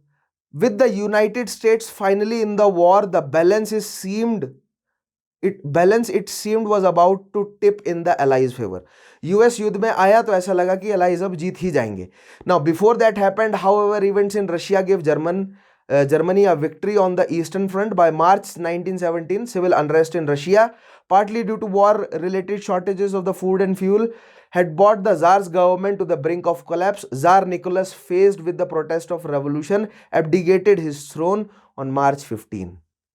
ठीक है, मार्च 15 में जाकर जार ने गद्दी छोड़ दी और जार जो है वो जार निकोलस गद्दी से उतर गए। ठीक है, शक्ति से उतर गए। क्यों उतरे? क्योंकि जैसे मैंने बताया ना कि भले ही रशिया के पास सेना कितनी भी हो, लेकिन 1/3 सेना के पास गन्स ही नहीं थी। तो रशिया की बैटल टैक्टिक क्या थी कि आगे वाले जो सैनिक है उनके पास गन्स होंगे, जो पीछे जाएंगे वो निहत्ते जाएंगे, जो आगे वाला मर जाएगा उसकी गन्स जो है वो निहत्ते सैनिक उठा लेंगे। सो बेसिकली अपने सैनिकों को मरवाया जा रहा था, स्लॉटरी चल रही थी, और कोई चारा था भी नहीं। ट्रेंच वॉरफेयर में अगर आगे बढ़ना था तो अपने सैनिकों को मरवाना ही है। एक ब्रिटेन के एक आर्मी जो है वो कमांडर रहे हैं हेग नाम से, उनको बहुत क्रिटिसाइज किया क्योंकि हेग को बिल्कुल भी ट्रेंच वॉरफेयर का एक्सपीरियंस नहीं था, और हेग ने जैसे ही युद्ध में उतरे पहले ही दिन 20,000 सैनिक ब्रिटेन के मरवा दिए, और उसके बाद भी हेग ने लाखों के हिसाब से ब्रिटेन के सैनिक मरवाए। ठीक है, क्यों? क्योंकि जो ट्रेंच वॉरफेयर है उसमें अपने सैनिक उसने हजारों के हिसाब से एक के बाद एक वेव जो है वो भेजते गए और स्लॉटर होता गया उनका। तो काफी क्रिटिसाइज किया गया हेग को, फिर बाद में हेग को प्रेज भी बहुत किया गया। ये तो ब्रिटेन की पॉलिसी रही है अपने आर्मी जनरल्स को बढ़ा चढ़ा कर दिखाना। ठीक है, लेकिन बहुत सारी गलतियां आगे मैं आपको कंसिक्वेंसेस में बताऊंगा और युद्ध के दौरान की गलतियां भी समझाऊंगा। और मैंने आपको बताया army commanders as well as उस समय की रॉयल फैमिलीज, कैपिटलिस्ट, बैंकर्स, इन सबके क्या क्या इंटरेस्ट थे उस पर एक अलग से सेशन लूंगा ही। ठीक है, नाउ जार निकोलस की बात कर रहे हैं हम। जार निकोलस को गद्दी से उतरना पड़ा मार्च 15। क्यों? क्योंकि जनता जो है वो भड़की हुई थी, रेवोल्यूशन चल रहे थे, लेबर्स भड़के हुए थे, ऑपोजिशन जो है वो उठ खड़ा हुआ था बोल्शेविक्स का। ठीक है, जो कम्युनिस्ट हैं एज बोल्शेविक्स जो है वो ऑपोजिशन इकट्ठा हो गया था। उसके अलावा जार निकोलस खुद तो बहुत कम फैसले लिए उसने युद्ध के दौरान। मैंने बोला ना, युद्ध के दौरान जो मिलिट्री जनरल्स हैं उनकी अहमियत बहुत बढ़ जाती है। ठीक है, तो जार निकोलस का तो अंतिम फैसला था ही, लेकिन मिलिट्री जर्नल्स की भी जो है वो इंपॉर्टेंस बढ़ गई थी, और जो पूरी आर्मी है वो निकोलस के चाचा संभाल रहे थे एक्चुअली। ठीक है, खैर आगे देखते हैं। नेक्स्ट पॉइंट आएगा, yes, in his place a provisional government was established. The new government pledged to continue fighting the war. However, by 1917 nearly 5.5 million Russian soldiers had been wounded, killed or taken prisoner. ठीक है, 5.5 यानी 55 lakh Russian soldiers affected हुए, और effect क्या क्या था, या तो वो मर गए, या तो वो घायल थे, या तो वो क्या थे, प्रिजनर ऑफ वॉर, POWs। ठीक है, a war weary Russian army refuse to fight any longer. उसके बाद रशियन आर्मी ने युद्ध लड़ने से मना कर दिया। भले ही जार निकोलस के उतरने के बाद जो प्रोविजनल गवर्नमेंट आई हो उसने युद्ध जारी रखा था, लेकिन जिस इंटेंसिटी से जार निकोलस जो है वो युद्ध को जारी रखना चाहता था, वो इंटेंसिटी उसमें नहीं थी। क्यों? क्योंकि जार निकोलस ने बात क्लियर करी थी कि अगर आपने सरेंडर किया या अगर आपने युद्ध लड़ने से मना किया अपने सैनिकों को, बोलता था वो, तो आप पे हाई ट्रीजन चलाया जाएगा और आपको एग्जीक्यूट कर दिया जाएगा। तो मैंने आपको पिछले सेशन में बताया था, सेना के आगे कोई चॉइस नहीं थी, राइट। अगर युद्ध में जाते हैं तो मरेंगे, युद्ध से पीछे हटते हैं तो अपना देश मार देगा उन्हें। तो ऐसी धर्म संकट में जो है वो सेना को डाल दिया जाता है। सेना में पहले रिक्रूटिंग कराई जाती है, बहुत सारे सपने दिखाकर उनको मोटिवेट करके कि आपकी जो है वो होम कंट्री को जो है वो नुकसान हो रहा है, जबकि जो एक्चुअल फायदा है वो जो एलिट्स हैं, जो रूलिंग एलिट्स हैं, भले ही वो डेमोक्रेटिक सिस्टम हो, भले ही वो ऑटोक्रेटिक सिस्टम हो, भले ही वो कॉन्स्टिट्यूशनल मोनार्की हो, उसके अलावा जो वॉर जर्नल्स हैं उनकी अपनी ग्लोरी होती है, जो कैपिटलिस्ट होते हैं उनके अपने बिजनेस होते हैं, जो एक्चुअल फायदा है इन एलिट्स को मिलता है। ठीक है, भले ही वो कोई इंपॉर्टेंट पोस्ट हो, भले ही वो कोई इंपॉर्टेंट लीनियज हो, या भले ही वो कोई इंपॉर्टेंट बिजनेस हो। ठीक है, और जो पिसता है वो हमेशा पीजेंट्री, जो माइनर्स होते हैं, जो मतलब जो आम जनता है, हमेशा उन्हीं का ही नुकसान होता है। ठीक है, खैर वो हुआ भी, देखिए 55 लाख सैनिकों को असर पड़ा। अब सैनिकों ने अंत में मना कर दिया कि हम ना लड़ते। 8 months later a second revolution shook Russia. ठीक है, पहली रेवोल्यूशन आई मार्च में, 8 महीने बाद एक बार फिर से रेवोल्यूशन आई। In November 1917 communist leader Vladimir Ilyich Lenin seized power. Lenin insisted on ending his country's involvement in the war. One of his first acts to offer Germany a truce. ठीक है, व्लादिमीर लेनिन शक्ति में आए नवंबर में। ठीक है, जो provisional government थी उसको शक्ति से उतारा। जार के बाद आई प्रोविजनल गवर्नमेंट, मार्च से नवंबर तक। ठीक है, अब वो प्रोविजनल गवर्नमेंट बेसिकली वही मिलिट्री जर्नल्स ही थे जार के। ठीक है, जार के वही मिलिट्री जर्नल्स और वो इंपॉर्टेंट जो बड़े कैपिटलिस्ट, जो बड़े नेता थे जार की काउंसिल में, वही लीडर बन के सामने बैठ गए। कुछ ये भी कहते हैं कि जार ने ही उन्हें बिठाया था, क्योंकि jar was notorious, jar was unpopular, तो जार शक्ति से उतर गए, लेकिन जार शेडो में बैठ के गवर्न कर रहे थे। लेकिन ऐसा नहीं है। ठीक है, जार इतना ज्यादा अनपॉपुलर हो गया था कि उसकी बात मानने को कोई लोग क्लियर नहीं था। ठीक है, किंग तभी तक किंग है जब उसकी बात लोग मान रहे हैं। जब अगर जनता ही किसी को किंग मानने से मना कर दे तो उस किंग की कोई अथॉरिटी रह नहीं जाती। ठीक है, किंग की अथॉरिटी उसकी सेना होती है, अपनी सेना और अपने एडमिनिस्ट्रेशन के बल पे वो जनता को अपने आगे झुकाता है। अगर वो एडमिनिस्ट्रेशन और सेना ही किंग के खिलाफ हो जाए तो king basically nothing but a royal family. ठीक है, सो रॉयल फैमिली जो है वो अलग हो गई। जो मिलिट्री लीडर्स थे उन्होंने एक मिलकर जो है वो क्या बना ली, प्रोविजनल गवर्नमेंट। अब उस मिलिट्री लीडर्स की जो प्रोविजनल गवर्नमेंट है उसको भी हटा दिया गया नवंबर में। व्लादिमीर लेनिन जो है वो बोल्शेविक्स यानी कम्युनिस्ट की जो है वो एक सरकार लेकर बैठ गए, और उन्होंने सबसे पहला काम क्या किया, जर्मनी को ट्रूस ऑफर किया। उन्होंने कहा कि अब हमारा देश रशिया जो है वो और युद्ध में नहीं लड़ेगा। हम क्योंकि बीइंग अ कम्युनिस्ट, उन्होंने क्लियरली बात बोली कि ये कैपिटलिस्ट लोगों की लड़ाई है, और रशिया इज नॉट इवन मतलब एक अच्छी तरह से इंडस्ट्रियलाइज भी नहीं हुआ है रशिया, तो कैपिटलिस्ट होने का तो मतलब ही नहीं है हम लोगों का। हम अभी भी अग्रेरियन है, हमें इंडस्ट्रियलाइज करना है अपने आप को। ठीक है, तो हम युद्ध में साथी नहीं हो सकते। तो जर्मनी को बोला कि देखो हमसे गलती हो गई, जार निकोलस के अपने इश्यूज थे, हम अपनी सरकार को अलग तरीके से चलाना चाहते हैं, तो हम अब अपने देश को अलग करते हैं इस युद्ध से। ठीक है, now in March 1918 Germany and Russia signed a treaty of breast-Litovsk. ठीक है, now this treaty of breast-Litovsk जो है वो बहुत इंपॉर्टेंट है। क्यों इंपॉर्टेंट है? क्योंकि Germany was not ready to give Russia a pink slip, ठीक है, वो रशिया को नॉट पिंक स्लिप लेकिन एक क्लीन चिट नहीं देना चाहता था कि तुम इतना आसानी से युद्ध से बाहर हो जाओ। क्यों? क्योंकि रशिया ने बहुत समय तक जर्मनी को युद्ध में उलझा के रखा था, जिससे जर्मनी की बहुत सारे रिसोर्सेज जो हैं वो खत्म हो गए थे और जर्मनी का बहुत समय वेस्ट हो गया था। क्योंकि अगर रशिया पहले ही युद्ध में नहीं उतरता तो जर्मनी बहुत आसानी से एलाइज को हरा देता, ठीक है। दैट मीन्स अब जर्मनी को मेक श्योर करना है, इस बात का पक्का ध्यान देना है, पक्का करना है कि रशिया अपने आप को जल्द से जल्द इंडस्ट्रियलाइज ना कर सके। कहीं ऐसा ना हो कि रशिया जो है वो, ये एक चाल भी तो हो सकती थी ना कि रशिया जो है वो अभी कह रहा है कि हम जो है वो युद्ध से विराम लेते हैं, 1 साल 2 साल लगा के वो अपने आप को इंडस्ट्रियलाइज करे और फिर से युद्ध छेड़ दे, ठीक है। तो रशिया को सांस ना लेने देने का जो है वो फैसला किया जर्मनी ने। इसलिए जर्मनी ने जो इंपॉर्टेंट इंडस्ट्रियलाइज्ड रीजन्स थे, ठीक है, वेस्टर्न रशिया के और जो ईस्टर्न जर्मनी वाला जो रीजन है, वहां के जो इंपॉर्टेंट इंडस्ट्रियलाइज्ड रीजन थे, अब देखिए रशिया का इंडस्ट्रियलाइज्ड रीजन कौन सा होगा? जो यूरोप से लगता होगा, राइट। सो वो रीजन जो है वो जर्मनी ने बोला कि या तो हमें दे दो या तो इन्हें आजाद कर दो, ठीक है। और वॉर पेनल्टीज तो कई तरह की डाली ही, ठीक है। The treaty was extremely hard on Russia. It required the Russian government to surrender lands to Germany that now include Finland, Poland, Ukraine, Estonia, Latvia and Lithuania. ठीक है, Finland, Poland, Ukraine, Estonia, Latvia, Lithuania. ये Estonia, Latvia, लुथियानिया, Poland ये तो Baltic countries हैं। Finland जो है वो Scandinavian है और पोलैंड जो है वो पार्शियल मतलब पार्टली जर्मन और पार्टली पोलिश लोग हैं इसमें, ठीक है। Now even though the treaty became invalid after the war, these Nations still gained their independence. देखिए अब ये लोग जो है वो जर्मनी का ये रीजन जर्मनी के द्वारा जो है वो अधिकृत रीजन बना ड्यूरिंग द वॉर, लेकिन युद्ध के बाद जर्मनी हार गया और जर्मनी के हारने के बाद ये रीजन रशिया को नहीं दिया गया। इन सारे रीजन्स को आजाद कर दिया गया, कंट्रीज एस्टेब्लिश कर दी गई। आगे मैं आपको मैप्स के माध्यम से बताऊंगा, ठीक है।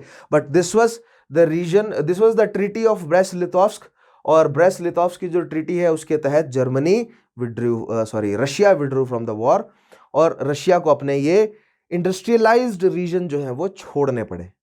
आगे देखते हैं, आगे बढ़ते हैं। Now end of the war, युद्ध के अंत की तरफ बढ़ते हैं कि युद्ध खत्म कैसे हुआ, ठीक है। सो अभी तक हमने एस्टेब्लिश कर लिया कि यूएस युद्ध में क्यों उतरा, उसके बाद हमने एस्टेब्लिश कर लिया कि रशिया युद्ध से क्यों बाहर गया। अब हम एस्टेब्लिश करते हैं कि युद्ध अब खत्म कैसे होता है, ठीक है।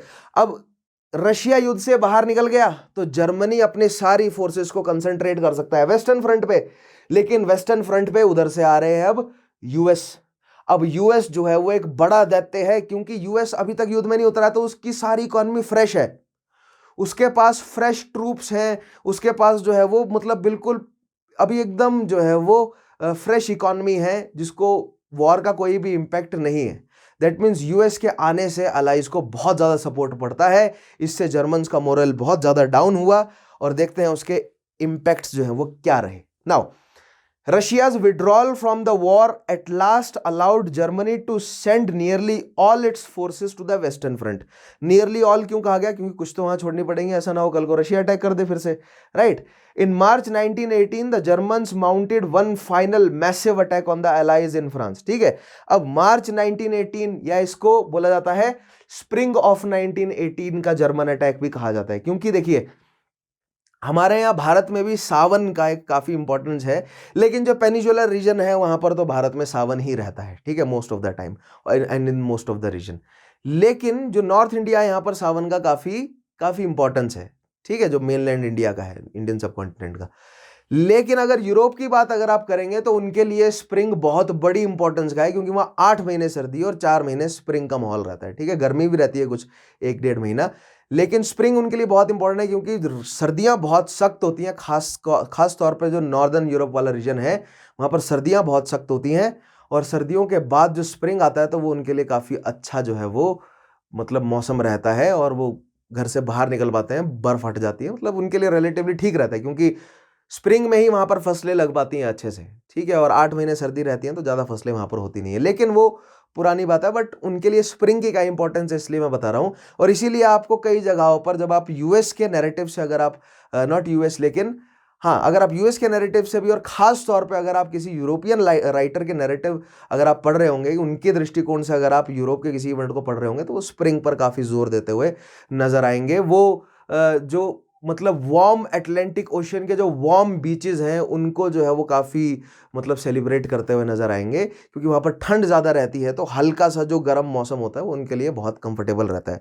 ठीक है, नाउ इन मार्च 1918 और spring of 1918 the Germans mounted one final massive attack on the allies in France.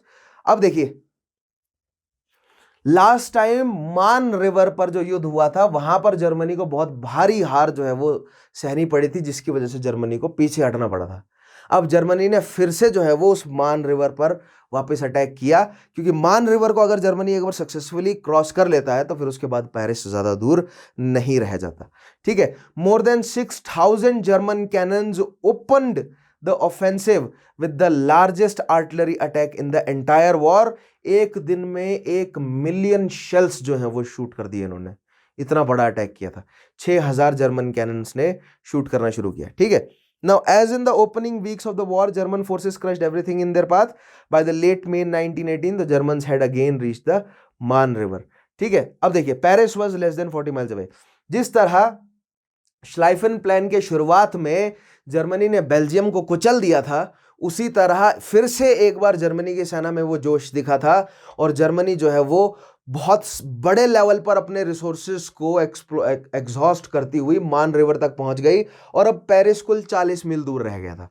और जर्मनी को एक बार फिर से नजर आया है कि अब विक्ट्री जो है वो फिर से नजदीक है। लेकिन कैच ये है कि जब शुरुआत में जर्मनी ने अटैक किया था ना, ठीक है, जब शुरुआत में जर्मनी मान रिवर तक पहुंचा था तो युद्ध की शुरुआत थी, उस समय रिसोर्सेज बहुत सारे थे जर्मनी के पास। लेकिन अब युद्ध का अंतिम समय चल रहा था, रिसोर्सेज जो है वो एग्जॉस्ट हो चुके थे जर्मनी के। दैट मीन्स जर्मनी वाज मतलब युद्ध के जो रिसोर्सेज हैं, चाहे वो आर्टिलरी हो, हथियार हो, सैनिक हो और फूड सप्लाईज हो, क्योंकि नेवल ब्लॉकेड है नॉर्थ सी में, इन सब पे शॉर्ट चल रहा था जर्मनी। ये खबर लग गई भली भांति किसको? एलाइज को, पहली बात। ठीक है, अब इसका मतलब ये नहीं है कि अलाइज को कमी नहीं थी, कमी अलाइज को भी थी, लेकिन अलाइज को मिल गया यूएस का रीइंफोर्समेंट। यहां पर रह गई जर्मनी को कमी। जर्मनी को इस समय ऑस्ट्रिया, बुल्गारिया, ऑटोमन एम्पायर अगर रीइंफोर्समेंट्स प्रोवाइड कर देता तो जर्मनी जो है वो अभी एक बहुत लंबा जो है वो फ्रंट प्रोवाइड कर सकता था। लेकिन Germany, as I said, Germany was carrying Austria Hungary. Germany Austria Hungary Bulgaria को कैरी कर रहा था throughout war. Germany was helping all these countries. ठीक है, आप अगर एक तरह से देखें तो जर्मनी अकेली वो बड़ी शक्ति थी जो खुले तौर पर सबसे लड़ रहा था। अदरवाइज ऑस्ट्रिया हंगरी बुल्गारिया ये बहुत छोटे लेवल पर लड़ रहे थे और मैक्सिमम जर्मनी ही सपोर्ट कर रहा था इन्हें। ठीक है, सो जर्मनी के रिसोर्सेज एग्जॉस्ट होने वाले थे, ये बात एलाइज को पता लग गई और वहां से यूएस की रिइंफोर्समेंट आ गई, जो कि एक बहुत बड़ा धक्का रहा जर्मन्स के लिए। ठीक है, now victory seemed within reach by this time, however the German military had weakened the effort to reach the मान that had exhausted man and supplies alike. ठीक है, दूसरी बार मान तक पहुंचने के पीछे जर्मनी ने बहुत सारे रिसोर्सेज जो हैं वो एक्सप्लॉइट कर दिए अपने। ठीक है, now sensing this weakness, allies with the aid of nearly 140,000 fresh American troops launched the counter attack। ठीक है, अब allies को पता था कि वीक हो गया कौन? Germans, right. सो allies ने जो फ्रेश अमेरिकन ट्रूप्स हैं उनकी मदद से अब allies ने फिर से जो है वो ऑफेंसिव दिया, युद्ध छेड़ दिया। और इस समय पूरी की पूरी एलाइज जो सेना है वो एक फ्रेंच मार्शल फर्डिनेंड फॉश के कंट्रोल में थे। The French commander of allied forces used Americans to fill the gaps in his ranks. The US soldiers were inexperienced but courageous and eager to fight. In July 1918 the allies and Germans clash with the second battle of Marne. Leading the Allied attack was some 350 tanks that rumbled slowly forward, smashing through the German lines. With the arrival of 2 million more American troops, the Allied forces began to advance steadily toward Germany। ठीक है, देखिएगा, अब जो second battle of मान है ना, इसमें trench warfare नहीं खेला गया।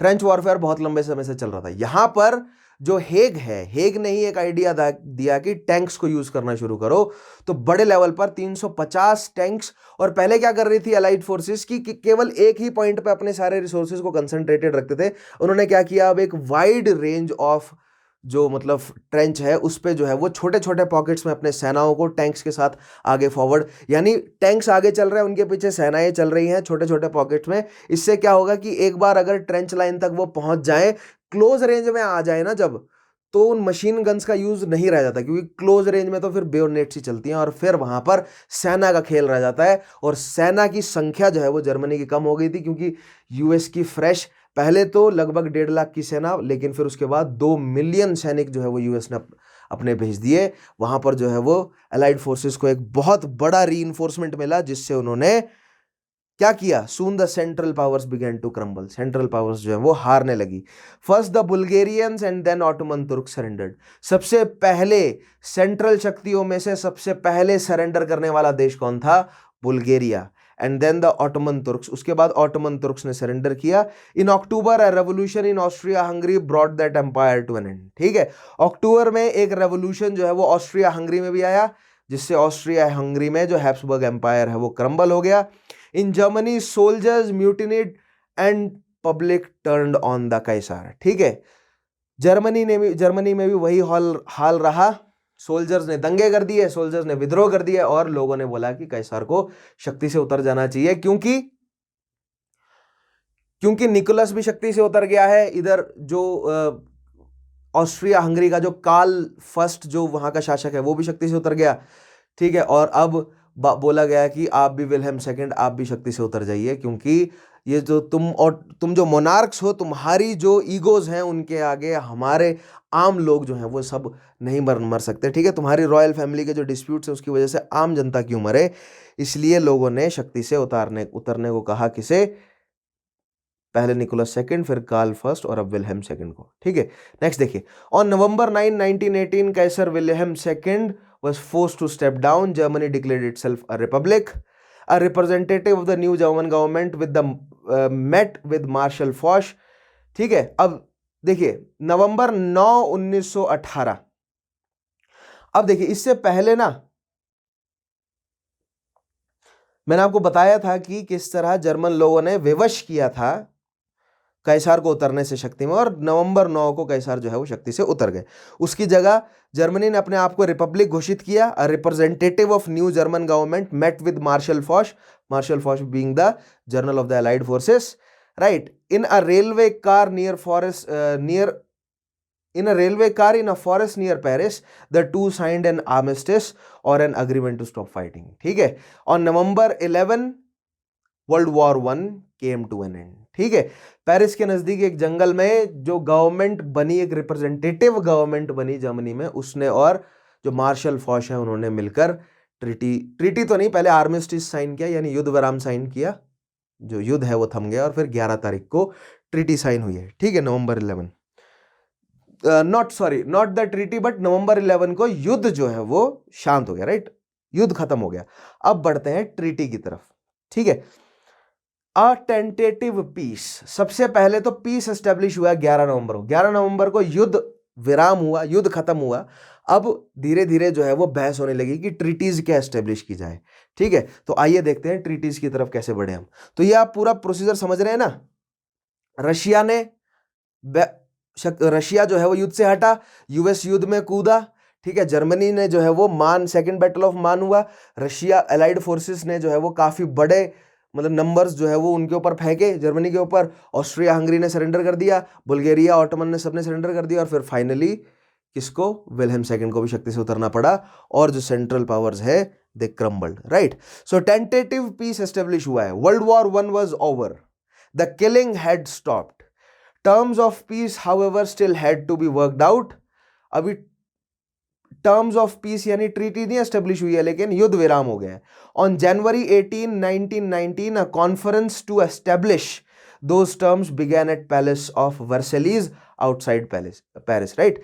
सो पेरिस के बाहर जो वर्सेलीज का पैलेस है, ठीक है, जहां पर फ्रेंच मोनार्की बैठती है, वहां पर एक हॉल ऑफ मिरर्स करके एक बहुत भव्य हॉल है, वहां पर ये ट्रीटी साइन हुई। ठीक है, अब देखते हैं ट्रीटी तक पहुंचते हैं, लेकिन यहां पर डिस्कशन शुरू हुए हैं पहले, है ना। जनवरी 18 में डिस्कशन शुरू हुए हैं, 11 नवंबर युद्ध विराम हुआ है।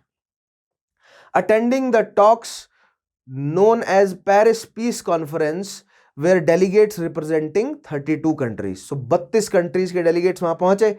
However, the meeting's major decisions were hammered out by a group known as Big Four. Woodrow Wilson of United States, George Clemenceau of France, David Lloyd George of great Britain and Victoria Orlando of Italy. ठीक है, तो ये 4 मुख्य शक्तियां इन्होंने decide किया कि piece क्या रहेगा। सो दैट मीन्स जर्मनी का कोई रिप्रेजेंटेटिव नहीं, रशिया का कोई रिप्रेजेंटेटिव नहीं, ऑस्ट्रिया हंगरी ऑटोमन बुल्गारिया का कोई रिप्रेजेंटेटिव नहीं। ब्रिटेन, फ्रांस, यूएस और इटली के, यानी कि 4 बड़ी अलाइज शक्तियों ने मिलकर जो है वो डिक्टेट किया इन पीस टर्म्स को। Russia in the grip of civil war was not represented, neither were German and its allies. ठीक है, so Germany, Austria Hungary, Bulgaria, Ottoman, Russia, they were not present at the peace treaty, right. इनको representation दिया ही नहीं गया। That means in 4 बड़ी शक्तियों ने जो पीस ट्रीटी बनाई वो थोपी गई जर्मनी, ऑस्ट्रिया हंगरी और ऑटोमन के ऊपर, ऑटोमन बुल्गारिया के ऊपर, राइट। खैर, सो यहां पर आप ये समझ सकते हैं कि सबको अपने अपने जो है वो इकोनॉमिक गेन्स पूरे करने हैं। युद्ध लड़ा है, सबने अपने रिसोर्सेज को एक्सप्लॉइट किया है। इसलिए तो किया है ताकि जब युद्ध जीतेंगे तो जो लूट होगी उसको आपस में बांटा जाएगा। ठीक है, तो आइए देखते हैं वो लूट को आपस में कैसे बांटा गया। नेक्स्ट देखिएगा, इन जनवरी 1918 while the war was still raging, president Wilson had drawn up series of proposal। ठीक है, देखिए, भले ही जब युद्ध चल रहा था जनवरी 1918 में, तो प्रेसिडेंट विल्सन ने एक सीरीज ऑफ प्रपोजल जो है वो रखे थे कि जब युद्ध थमेगा तब ये सारे जो हैं वो इन पॉइंट्स पर ट्रीटी एस्टेब्लिश होगी। ठीक है, known as the 14 points, they outlined a plan for achieving a just and lasting peace. The 14 points were a statement of principles for peace that was to be used for peace negotiations in order to end World War I। ठीक है ना, World War I के खत्म होने के बाद इन 14 points पर treaties जो है वो एस्टेब्लिश की जानी थी, राइट। सो सबसे पहला पॉइंट है, देखिए, अबॉलिशन ऑफ सीक्रेट डिप्लोमेसी। पहले तो सीक्रेट डिप्लोमेसी खत्म होगा, ट्रांसपेरेंसी आएगी, यानी वर्ल्ड लेवल पर जो भी ग्लोबल ट्रेड होना है यार, जो भी यूरोपियन शक्तियों को ब्रिटेन के साथ, यूरोपियन शक्तियों को यूएस के साथ ट्रेड करना है, साउथ ईस्ट एशिया अफ्रीका के साथ ट्रेड करना है, तो ये आप जो है वो सीक्रेटली नहीं करेंगे, आप ट्रांसपेरेंट तरीके से करेंगे। दैट मीन्स एक जो है वो ग्लोबल लेवल का एक ऑर्गेनाइजेशन एस्टेब्लिश होने की तरफ जो है वो कदम उठाना पड़ेगा हमें। ठीक है, now next is free navigation at seas for all nation in war and peace. ठीक है, जो हाई सीज है यानी न्यूट्रल वाटर्स है, युद्ध के दौरान या पीस के समय में फ्री नेविगेशन होना चाहिए, कोई रुकावट नहीं होनी चाहिए। आम लोग क्यों मरे, राइट, और सप्लाईज क्यों रुके। Removal of economic barriers between states, economic barrier जो है वो हटा दिए जाएं और फ्री ट्रेड को प्रमोट किया जाए। उसके अलावा all round reduction of armaments, right, जो हथियार हैं आप सबको जो है वो अपने हथियारों की संख्या घटानी पड़ेगी सभी राष्ट्रों को। Impartial adjustment of colonial claims in the interest of populations concerned, evacuation of Russian territory, restoration of Belgium। ठीक है, रशियन टेरिटरी से इवैक्यूएट करे जर्मन्स। उसके अलावा जो बेल्जियम का नुकसान किया गया जर्मन्स द्वारा, बेल्जियम को रिस्टोर किया जाए, क्योंकि बेल्जियम की बहुत इंपॉर्टेंट एक पूरी यूनिवर्सिटी और खास तौर पर उसकी इररिप्लेसेबल लाइब्रेरी को फूंक दिया गया, पूरी यूनिवर्सिटी जो है वो ध्वस्त कर दी गई उनकी। ठीक है, तो ये तो एक एग्जांपल है। उसके अलावा बहुत सारे जो है वो नुकसान हुआ जर्मनी द्वारा किया गया बेल्जियम और फ्रांस का, जबकि जर्मनी के खुद की भूमि पर तो बहुत कम नुकसान हुआ। वर्ल्ड वॉर I का जर्मनी के इंफ्रास्ट्रक्चर पर तो असर पड़ा ही नहीं, जर्मनी को केवल इकोनॉमिक पॉलिटिकल नुकसान हुआ। जर्मनी को इंफ्रास्ट्रक्चर का नुकसान, जर्मनी के लोगों को ज्यादा बड़ा नुकसान तो हुआ ही नहीं जान माल का। जर्मनी ने बेल्जियम और फ्रांस और रशिया का नुकसान किया बहुत ज्यादा। ठीक है, सिमिलरली नुकसान जो है वो इटली का भी नहीं हुआ ज्यादा, ब्रिटेन का तो बिल्कुल भी नहीं हुआ इंफ्रास्ट्रक्चर का नुकसान।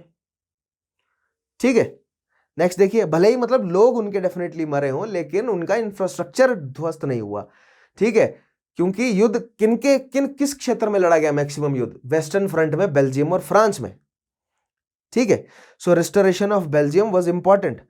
नेक्स्ट देखिएगा, नेक्स्ट पॉइंट आएगा, liberation of France and restoration of Alsace and Lorraine to France. Now this Alsace Lorraine 1871 से जर्मनी के पास है। ठीक है, फ्रैंको प्रूशियन वॉर मैंने आपको समझाया था।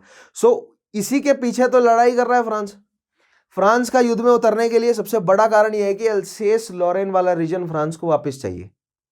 ठीक है, the readjustment of Italian frontiers along the lines of nationality, Italy के खास तौर पे north eastern part of Italy कि ऐसे रीजन, इटालियन भाषा बोलने वाले ऐसे रीजन जो ऑस्ट्रिया और सर्बिया के पास हैं वो, या अल्बेनिया के पास है, वो इटली को वापस किए जाए। ठीक है। उसके अलावा self government for people of Austria Hungary, Austria Hungary में एक डेमोक्रेटिक रिपब्लिक एस्टेब्लिश किया जाए। Romania, Serbia, Montenegro be evacuated and Serbia to be given sea access, Serbia को सी एक्सेस दिया जाए, रोमेनिया, सर्बिया और मोंटेनिग्रो को इवैक्यूएट किया जाए, यानी यहां से सेना जो है वो तुरंत हटे। Self government for the non Turkish people of Ottoman Empire and permanent opening of Dardanelles. Non Turkish people यानी वहां पर जो अरब हैं, मुस्लिम जो अरब हैं, उसके अलावा क्रिश्चियंस हैं, यहूदी हैं, उन सबको जो है वो टर्किश एम्पायर से अलग किया जाए और उनको नेशनैलिटी प्रोवाइड किया जाए, नेशन एस्टेब्लिश की जाए। ठीक है। उसके अलावा an independent Poland with secure access to sea, a general association of nations to preserve peace. General association of nation, जो कि बाद में लीग ऑफ नेशन के रूप में और फिर यूनाइटेड नेशंस के रूप में एस्टेब्लिश होगी, इसका सबसे पहले जो है वो, यानी लीग ऑफ नेशन का सबसे पहले आइडिया किसने रखा? यूएस प्रेसिडेंट वुडरो विल्सन ने। ये बहुत इंपॉर्टेंट है। So these were the 14 points of Woodrow Wilson. आपको बहुत ध्यान से इन्हें समझना है और याद रखना है। ठीक है, आगे बढ़ते हैं। अब देखते हैं एक्चुअल पीस ट्रीटीज क्या हुई थी। सो सबसे पहले हम देखते हैं द ट्रीटी ऑफ वर्सेलीज। सो वर्सेलीज की जो ट्रीटी है उसमें एक्चुअल ट्रीटी में क्या क्या बातें ऐड हुई है, आइए देखते हैं। क्या 14 पॉइंट्स, क्या वुडरो विल्सन के 14 पॉइंट्स को कंसीडर किया गया, नहीं कंसीडर किया गया, आपको अभी पता चल जाएगा। Now, as the Paris Peace Conference opened, Britain and France showed little sign of agreeing to Wilson's vision of peace. क्यों? क्योंकि ब्रिटेन और फ्रांस अपने अलग अलग कारण है, उन्होंने वुडरो विल्सन की पीस के जो पॉइंट है उनको नहीं माना। क्यों? क्योंकि फ्रांस की भूमि का तो नुकसान हुआ था, तो फ्रांस तो चाहता था कि कड़े से कड़े जो है वो स्टेप लिए जाए, यानी बहुत कठोर स्टेप लिए जाए जर्मनी के खिलाफ। जर्मनी को विवश किया जाए कि वो एक बहुत कठोर ट्रीटी साइन करे जिसमें जर्मनी को काफी ज्यादा पे करना पड़े। ठीक है, यानी कि जर्मनी को पनिश करना चाहता था कौन? फ्रांस। और जो वुडरो विल्सन के 14 पॉइंट्स थे उसमें खास तौर पर जर्मनी पनिश नहीं हो रहा था। ठीक है, जर्मनी को पनिश इसलिए भी करना चाहता था फ्रांस, ताकि जर्मनी जो है वो काफी लंबे समय तक एक इकोनॉमिक टर्मोइल में रहे, पॉलिटिकल टर्मोइल में रहे और उससे उभर ही ना पाए अगले आने वाले 30 सालों में। यानी कि अगले नेक्स्ट 30 इयर्स में जर्मनी इकोनॉमिक बैकवर्डनेस में चला जाए, ताकि फिर से वो काफी लंबे समय तक एक इकोनॉमिक और पॉलिटिकल थ्रेट सेंट्रल यूरोपियन क्षेत्र में ना बन सके फ्रांस के लिए। क्योंकि 1815 के बाद बहुत बार जर्मनी की तरफ से जो है वो फ्रांस पर अटैक किया गया है। ठीक है, पहला ये कारण। दूसरी तरफ ब्रिटेन जो है वो जर्मनी के साथ हार्श पनिशमेंट तो चाहता ही था। क्यों? क्योंकि ब्रिटेन ने बेल्जियम का नुकसान किया था और बेल्जियम ब्रिटेन के लिए बहुत इंपॉर्टेंट था। लेकिन ब्रिटेन के लिए जर्मनी भी इंपॉर्टेंट था, क्योंकि अगर जर्मनी इकोनॉमिक टर्मोइल में चला जाएगा तो जर्मनी एक मार्केट कैसे बनेगा? अगर जर्मनी के लोगों के पास खर्च करने के लिए पैसे ही नहीं होंगे तो ब्रिटेन अपना एक्सपोर्ट कैसे देगा जर्मनी को? ठीक है, सो जर्मनी को पनिश भी करना है, लेकिन इतना भी नहीं करना कि वो लंबे समय तक इकोनॉमिकली रिकवर भी ना कर सके। ठीक है, सो ब्रिटेन की ये इच्छा थी। और यूएस क्या चाहता था? यूएस, देखिए, यूएस ने जो है वो यूएस की कुछ शिप्स को जर्मनी ने डुबाया, यूएस के लोग मरे, लेकिन यूएस का अल्टीमेट इंटरेस्ट तो इकोनॉमिकल था ही। तो यूएस चाहता था कि जर्मनी जो है वो इकोनॉमिक बैकवर्डनेस में ना जाए, ताकि एक मार्केट के रूप में जर्मनी एस्टेब्लिश्ड रहे, अवेलेबल रहे। ठीक है, सो बेसिकली पॉइंट ये है कि जो जितनी भी अलाइज फोर्सेस है ना, वो जर्मनी को इकोनॉमिकली कमजोर करके उसको एक कंज्यूमिंग राष्ट्र के रूप में एस्टेब्लिश करना चाहती थी, बजाय कि एक प्रोड्यूसिंग राष्ट्र के रूप में। ठीक है, दैट मीन्स चाहते थे कि वो जर्मनी इंडस्ट्रियलाइज ना करे, लेकिन इंपोर्ट बढ़ाए अपना। यही तो फायदा ना, मैंने आपको मर्केंटाइल इकोनॉमी सिस्टम बताया ना, एक्सपोर्ट बढ़ाना है, इंपोर्ट घटाना है। सो ब्रिटेन के लिए बेल्जियम क्यों इंपॉर्टेंट? कि बेल्जियम सीधा जो है वो ट्रेड रूट प्रोवाइड करता है, सीधा यूरोप में एंटर करा देता है सामान।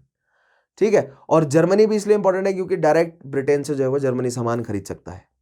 फ्रांस जो है वो एक प्रोड्यूसिंग कंट्री है, फ्रांस खुद को प्रोड्यूस कर रहा है। ठीक है, नाउ अब देखते हैं इन पॉइंट्स को।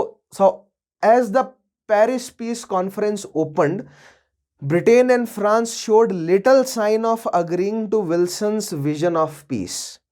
The French in particular were determined to punish Germany. France was where much of the fighting had occurred. The nation had lost more than 1 million soldiers and had seen large amount of its land destroyed. Clemenceau wanted Germany to pay for the suffering of war. had caused. The British wanted a lenient treaty with Germany because a prosperous Germany would serve as a market for British exports. The US also wanted a lenient treaty with Germany, but was disappointed with the harsh treaty that Germans signed with Russians and destruction of civil infrastructure of Germans during their retreat from France and Belgium. तो ये point मैंने आपको बता ही दिया, ठीक है। France चाहता है जर्मनी को पनिश करना, ब्रिटेन जर्मनी को पनिश करना चाहता है, लेकिन ज्यादा नहीं, ताकि वो एक मार्केट की तरह एस्टेब्लिश रहे।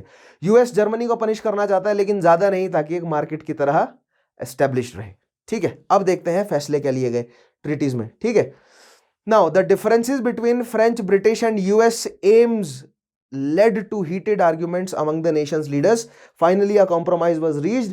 The Treaty of Versailles is between Germany and Allied powers was signed on June 28, 1919 in the mirrored hall of Palace of Versailles, ठीक है, या Versailles Palace near Paris, France, right? So Treaty of Versailles sign की गई जून 28, 1919 किसके बीच? Allied forces और Germany के बीच। देखिए, सेंट्रल पावर्स नहीं, जर्मनी और अलाइड्स के बीच जो है वो साइन की गई ना। अब देखते हैं क्या क्या मेजर पॉइंट्स थे ट्रीटी ऑफ वर्सेलिस के। Following were its major points. पहला पॉइंट देखिएगा, Germany lost its territory in Europe as Alsace Lorraine was given to France. So Alsace या एल्सासे लॉरेन का जो रीजन है, जो कि 1871 में प्रूशिया ने जीता था फ्रांस से, वो फ्रांस को वापस किया। उसके अलावा Estonia, Latvia and Lithuania were made independent nations. Estonia, Latvia और लुथियानिया जो कि रशिया से ब्रेस्ट-लिटोव्स्की की ट्रीटी में लिए थे जर्मनी ने, वो जर्मनी से छीन लिए गए, आजाद कर दिए गए। Now parts of German territory were given to Denmark, Belgium, Poland and Lithuania, ठीक है। डेनमार्क को जो श्लेज़विग वाला रीजन है उसका कुछ हिस्सा जो है वो डेनमार्क को दिया गया, बेल्जियम को कुछ हिस्सा दिया गया, पोलैंड को कुछ हिस्सा दिया गया और लुथियाना को कुछ हिस्सा दिया गया। उसके अलावा सार एंड डांजिंग, ये दो बहुत इंपॉर्टेंट जो है वो जर्मनी में बहुत इंपॉर्टेंट इंडस्ट्रियल रीजन्स हैं। Saar and Danzig have German population but they were bought under administration of League of Nations. ये बहुत इंपॉर्टेंट इंडस्ट्रियलाइज्ड रीजन है और ये लीग ऑफ नेशंस के अंडर लाए गए। अब लीग ऑफ नेशंस में आपको अगला ही टॉपिक करवाऊंगा, इसके बाद वैसे कंसीक्वेंसेस होगा, कंसीक्वेंसेस ऑफ वॉर के बाद लीग ऑफ नेशंस एक्सप्लेन करूंगा मैं, वहां पर ये जार और डांजिग की बात फिर से आएगी। ये जार और डांजिग जर्मनी के बहुत इंपॉर्टेंट क्या है, ये इंडस्ट्रियल रीजन्स हैं जिसको लीग ऑफ नेशंस ने अपने कंट्रोल में लिया। तो ऑब्वियसली इंडस्ट्रियल रीजन से ही तो फायदा निकल रहा है सारा का सारा, ठीक है। क्यों? क्योंकि जर्मनी को क्या बनाना है? जर्मनी को एक कंज्यूमिंग कंट्री बनाना है। और अगर जर्मनी के पास सार और डांजिग जैसे प्रोडक्शन, हाई प्रोडक्शन देने वाला रीजन रहेगा, तो जर्मनी तो फिर से अपने आप को इंडस्ट्रियलाइज कर लेगा। इसलिए ऐसे रीजन जो है वो जर्मनी से छीने गए। उसके अलावा पोलैंड, एस्टोनिया, लुथियानिया वाले रीजन जो कि रशिया के पास थे, और आप ध्यान से देखेंगे मैप में दिखाऊंगा, यही सब रीजन रशिया के पास थे और ये बाल्टिक सी के साथ कोस्ट लाइन बनाते हैं, ठीक है। दैट मीन्स रशिया में जब इंडस्ट्रियलाइजेशन शुरू हुआ तो इन रीजन्स में सबसे पहले शुरू हुआ, क्योंकि ये ब्रिटेन के सबसे नजदीक हैं, ठीक है। और यही रीजन जर्मनी ने पहले रशिया से क्यों छीने? क्योंकि ये इंडस्ट्रियलाइज थे। और यही रीजन जर्मनी से फिर से छीन लिए गए क्योंकि ये रीजन इंडस्ट्रियलाइज थे, ठीक है। और जर्मनी को एक इंडस्ट्रियलाइज्ड नेशन नहीं बनने देना था लीग ऑफ नेशंस को, इसीलिए सार और डांजिग भी जर्मनी से छीना गया। Now Danzig was a major part of West Prussia. Saar was to be under League of Nations for 15 years and then a vote was to be held to decide if it would go to France or Germany, ठीक है। 15 साल तक सार जो है वो किसके पास रहेगा? League of Nations. फिर उसके बाद एक वोटिंग होगी कि किसके साथ जाना चाहता है सार, फ्रांस या Germany.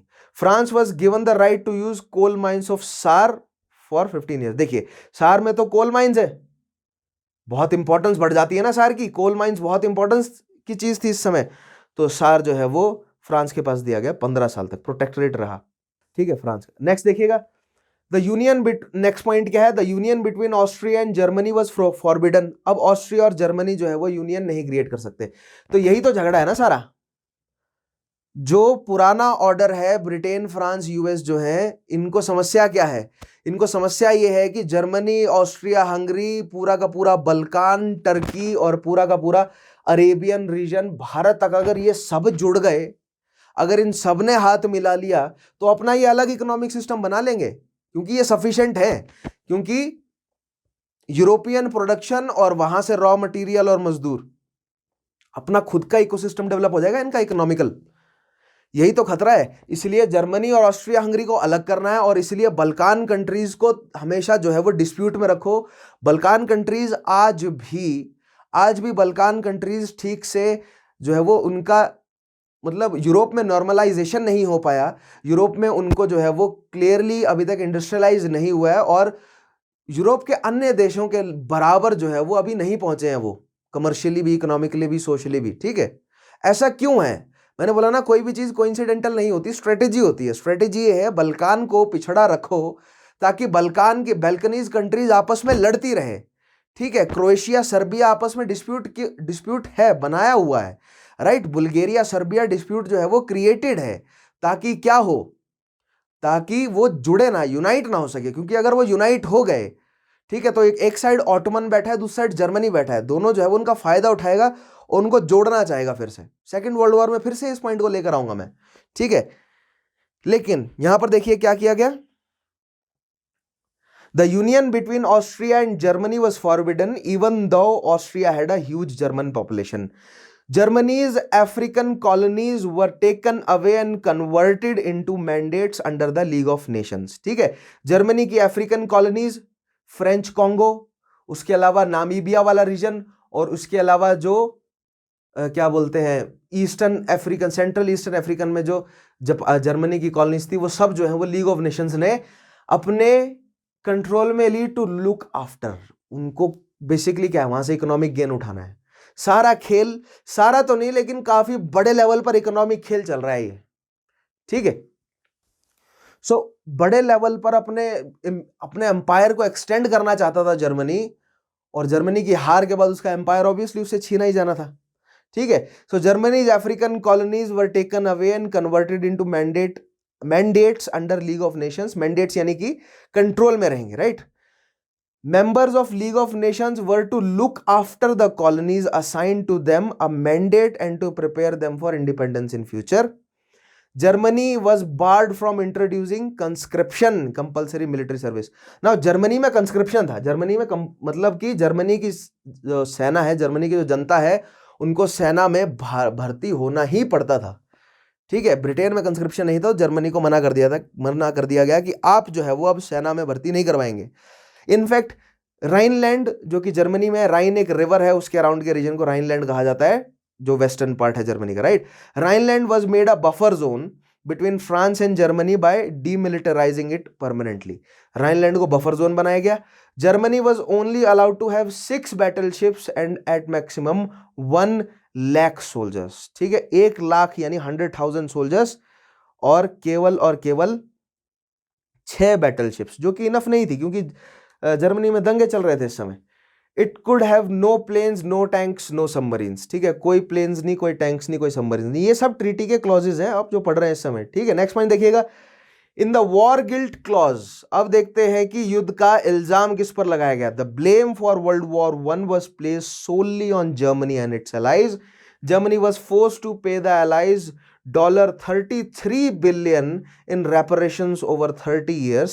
The aim of the reparations was to ensure that Germany continues to grapple with its economy for a long time and thus never be a threat to France and Britain in the foreseeable future। ठीक है, अब देखिए जो allies हैं वो पहले 6600 million pound का चलान यानी फाइन जो है वो लगाना चाहते थे, किस पर, जर्मनी पर, लेकिन फिर वो बाद में घटाकर 1929 में घटाकर जो है वो 2000 मिलियन पाउंड किया गया, ठीक है। और अगर आप डॉलर्स की बात करें तो $33 बिलियन वो बैठता है। $33 billion in reparations were paid by Germany. अब देखिए यहां पर मैं आपको बताऊंगा कि कितना जल्दी या कितना देरी से जर्मनी ने पे किया, लेकिन जो एलाइज है उनकी सोच ये थी कि जर्मनी को इकोनॉमिकल टर्मोइल में डाल देना है, हमें जर्मनी पर इतने बड़े जो है वो टैक्सेस लगा देने हैं, इतना जर्मनी को कमजोर कर देना है इकोनॉमिकली कि अब वो लंबे समय तक एक थ्रेट जो है वो यूरोप में ना बन सके, ठीक है। आगे चलते हैं। So these were the clauses of Treaty of Versailles, ठीक है। आई होप आपको समझ आए होंगे। नेक्स्ट देखते हैं, अब देखेंगे हम ट्रीटी ऑफ सेंट जर्मेन। अब treaty of Saint Germain was signed between allies and Austria Hungary. So it was signed on 10 September 1919 by the Allies and Republic of Austria. Now the Austria Hungary was a Republic of Austria. क्यों? क्योंकि जो Habsburg empire है उसको उतरना पड़ा था शक्ति से.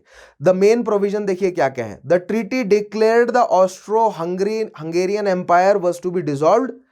सो ऑस्ट्रो हंगेरियन एम्पायर को डिसॉल्व करके छोटे छोटे राष्ट्रों में तोड़ दिया गया. According to article 177 the Austrian side accepted responsibility for causing the war along with Central Powers. Republic of Austria recognized independence of Hungary, Czechoslovakia, Poland and the Kingdom of Serbs, Croats and Slovenes that came to be known as Yugoslavia. Significant territorial losses amounting to over 60% of pre-war Austrian Empire territory. ठीक है. So basically जो Saint Germain की जो treaty है इसमें जो Austrian Hungarian empire हमें map में इतना बड़ा दिखता था बेसिकली उसको पूरा तोड़ दिया गया.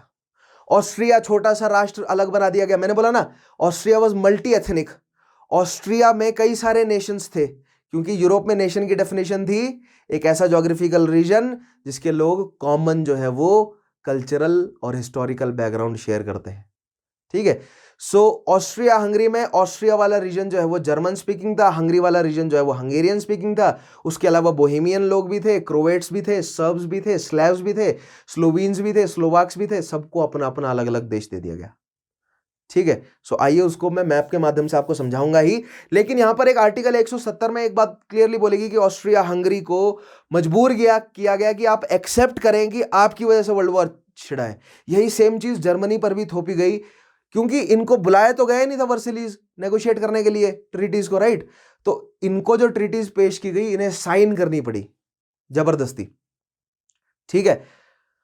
सो मान गए दोनों. Germany for that time Germany भी मान गया और ऑस्ट्रिया भी मान गया. लेकिन बाद में धीरे धीरे इतिहासकारों ने डिड्यूस किया है कि जो ब्लेम गेम अगर खेलने की बात आए तो ब्लेम तो ब्रिटेन पे भी डल जाता है क्योंकि ब्रिटेन ने जो है वो क्लियर नहीं किया था जर्मनी को कि वो युद्ध में उतरेगा या नहीं. ब्रिटेन रशिया पे भी डाला जा सकता है कि रशिया ने सबसे पहले मोबिलाइज किया अपनी सेना को. ब्रिटेन सर्बिया पे भी डाला जा सकता है कि उन्होंने क्यों जो है वो अपने देश में इतना भड़काऊ माहौल बनाया और क्यों नहीं उन्होंने फर्डिनेंड को या जो आर्च ड्यूक है उसके असैसिनेशन को प्रिवेंट किया. तो ब्लेम गेम आगे हम एक पॉइंट लेकर आऊंगा, मैं एक टॉपिक लेकर आऊंगा उसमें ब्लेम गेम देखेंगे कि एक्चुअल ब्लेम किस पर है. लेकिन जो रीसेंट फाइंडिंग्स है इतिहासकारों ने अंत में कंक्लूजन मोटा मोटा अंत में कंक्लूजन ये है कि भले ही किसी ने भी मतलब शुरुआत जो है वो ऑस्ट्रिया हंगरी और सर्बिया का युद्ध हुआ. ठीक है. तो वहीं पर ही रीजनल हो सकता था, रह सकता था वो युद्ध. लेकिन जो रशिया ने मोबिलाइज किया है और रशिया के मोबिलाइजेशन को एज अ युद्ध की जो है वो घोषणा मानकर जर्मनी ने जो फ्रांस पर अटैक कर दिया तो जर्मनी कहीं ना कहीं जर्मनी और कहीं ना कहीं रशिया पर कहीं ना कहीं ऑस्ट्रिया हंगरी पर जो है वो आप ब्लेम डाल सकते हैं. तो ये कंफ्यूजन आज भी है हिस्टोरियंस के बीच में. कुछ कहते हैं जर्मनी, लेकिन शुरुआत में तो जर्मनी ऑस्ट्रिया हंगरी पर थोप दिया गया था कि तुमने किया. लेकिन अब अंत में जो है वो अब मतलब इस समय आज के डेट में जो है वो कंक्लूजन्स ये निकल सकते हैं कि कुछ गलती जर्मनी की थी, कुछ गलती रशिया की भी थी, कुछ गलती ऑस्ट्रिया हंगरी की भी थी, कुछ गलती फ्रांस और ब्रिटेन से भी हुई है. ठीक है. सो ऐसा नहीं है कि द सोल जो गलती है वो किसकी थी, जर्मनी की ही थी. ठीक है. सो आई होप आपको ट्रीटी ऑफ सेंट जर्मेन भी समझ आई होगी. आइए आगे बढ़ते हैं. सो अब मैं आपको दिखाता हूं मैप्स के माध्यम से क्या हुआ. सो this was the map of pre world war. World war से पहले का यूरोप है ये. ठीक है. सो वर्ल्ड वॉर से पहले के यूरोप में देखिए ग्रेट ब्रिटेन, उसके नीचे Portugal, Spain, France, Luxembourg, Belgium, Netherland, Denmark, Germany, Austria Hungary का एम्पायर, इटली का एम्पायर. ऑस्ट्रिया हंगरी के नीचे आपको Montenegro, Serbia, Albania, Bulgaria, Romania, Greece और ऑटोमन एम्पायर और ऊपर रशिया. ठीक है. तो ये मैप बहुत भले से एकदम इसका स्क्रीनशॉट लें और इसको डिटेल में समझें क्योंकि जो अगला मैप है ना वो अगला मैप मैं आपको दिखाऊंगा कि वर्ल्ड वॉर के बाद का, पहले वर्ल्ड वॉर के बाद का मैप कैसा है. तो इसको बिल्कुल ध्यान से देख लोगे किसकी पोजीशन कहां है क्योंकि बदलने किसकी पोजीशन वाली है, बदलने वाले हैं रशिया और जर्मनी, ऑस्ट्रिया हंगरी और बल्कान रीजन में बहुत कुछ उथल पथल होने वाली है. ठीक है. तो बहुत ध्यान से देख लो, यहां पर बहुत सारी जो है वो उठापटक होने वाली है. पहले इस मैप को क्लियरली देख लीजिए. रशिया के पास यहां पर देखिए लातविया, एस्टोनिया, लुथियानिया, पोलैंड, इस तरह के कोई देश नहीं है. वर्ल्ड वॉर से पहले ये देश नहीं थे लेकिन ये रीजन थे, लोग यहां पर थे इन भाषाओं बोलने वाले. ठीक है, पोलिश लोग थे यहाँ पे। उसके अलावा ऑस्ट्रेलियन हंगेरियन एम्पायर जो है वो बड़ा है, ठीक है। अब ये नेक्स्ट मैप देखिएगा, now this is the map of after the treaties were signed, so this is the map post World War one, right. So Spain Portugal वैसा का वैसा, फ्रांस वैसा का वैसा, लेकिन फ्रांस को अब जर्मनी से कौन सा रीजन मिल गया, एल्सासे लॉरेन वाला रीजन। बेल्जियम को कुछ हिस्सा जो है वो जर्मनी का मिल गया। ग्रेट ब्रिटेन और आयरलैंड वैसा का वैसा ही है। डेनमार्क को जो है वो कुछ रीजन किसका मिल गया, श्लेज़विग का। अब देखिए जर्मनी में से क्या क्या टूटा, जर्मनी में से कुछ हिस्सा पोलैंड को गया, ठीक है, और रशिया में से ऊपर से आप देखते आएंगे एस्टोनिया, और उसके नीचे लात्विया, लुथियानिया, और ये ईस्टर्न प्रूशिया वाला जर्मनी का हिस्सा है वो अलग है। और बीच में देखिए, बीच में से रास्ता निकाल के पोलैंड को क्या दे दी गई है, पोलैंड को सी लाइन यानी कोस्ट लाइन प्रोवाइड कर दी गई है, ठीक है। अब ऑस्ट्रिया हंगरी पे आइए, देखिए ऑस्ट्रिया हंगरी में से ऑस्ट्रिया और हंगरी दो छोटे राष्ट्र हैं, ठीक है। उसके ऊपर जो बोहेमियन रीजन था उसमें बन गया चेकोस्लोवाकिया, ये पूरा इंडस्ट्रियलाइज रीजन था, अलग देश कर दिया ऑस्ट्रिया से। जो वियना है ना, वियना के आसपास का रीजन जो है वो फार्म लैंड्स थे, लेकिन जो ऑस्ट्रिया को जो कमाई दे रहा था ना, जो इंडस्ट्रियलाइज रीजन था, वो ये चेकोस्लोवाकिया वाला था, जो कि अलग देश बना दिया, ठीक है। हंगरी अलग देश, इसी वजह से ऑस्ट्रिया पर भारी जो है वो क्या पड़े, इकोनॉमिक क्राइसिस, ठीक है। अब देखिए नीचे यहां पर सर्बिया, स्लोवेनिया, स्लोवाकिया, इन सारे रीजन्स को जोड़कर अल्बेनिया वगैरह, अल्बेनिया तो है खैर नीचे, स्लोवेनिया, स्लोवाकिया और सर्बिया वगैरह को जोड़कर युगोस्लाविया बना दिया गया।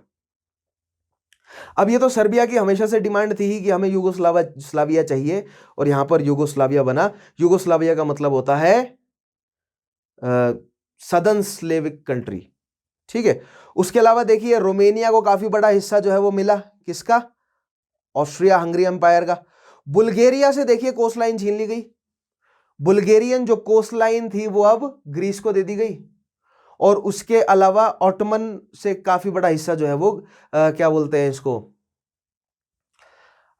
थेरेस, ईस्टर्न थेरेस वाला जो रीजन है वो भी ग्रीस को दे दिया गया। बुल्गारिया की कोस्ट लाइन यहां पर छीन ली गई, ठीक है। युगोस्लाविया, सर्बिया को कोस्ट लाइन दे दी गई युगोस्लाविया के रास्ते, ठीक है।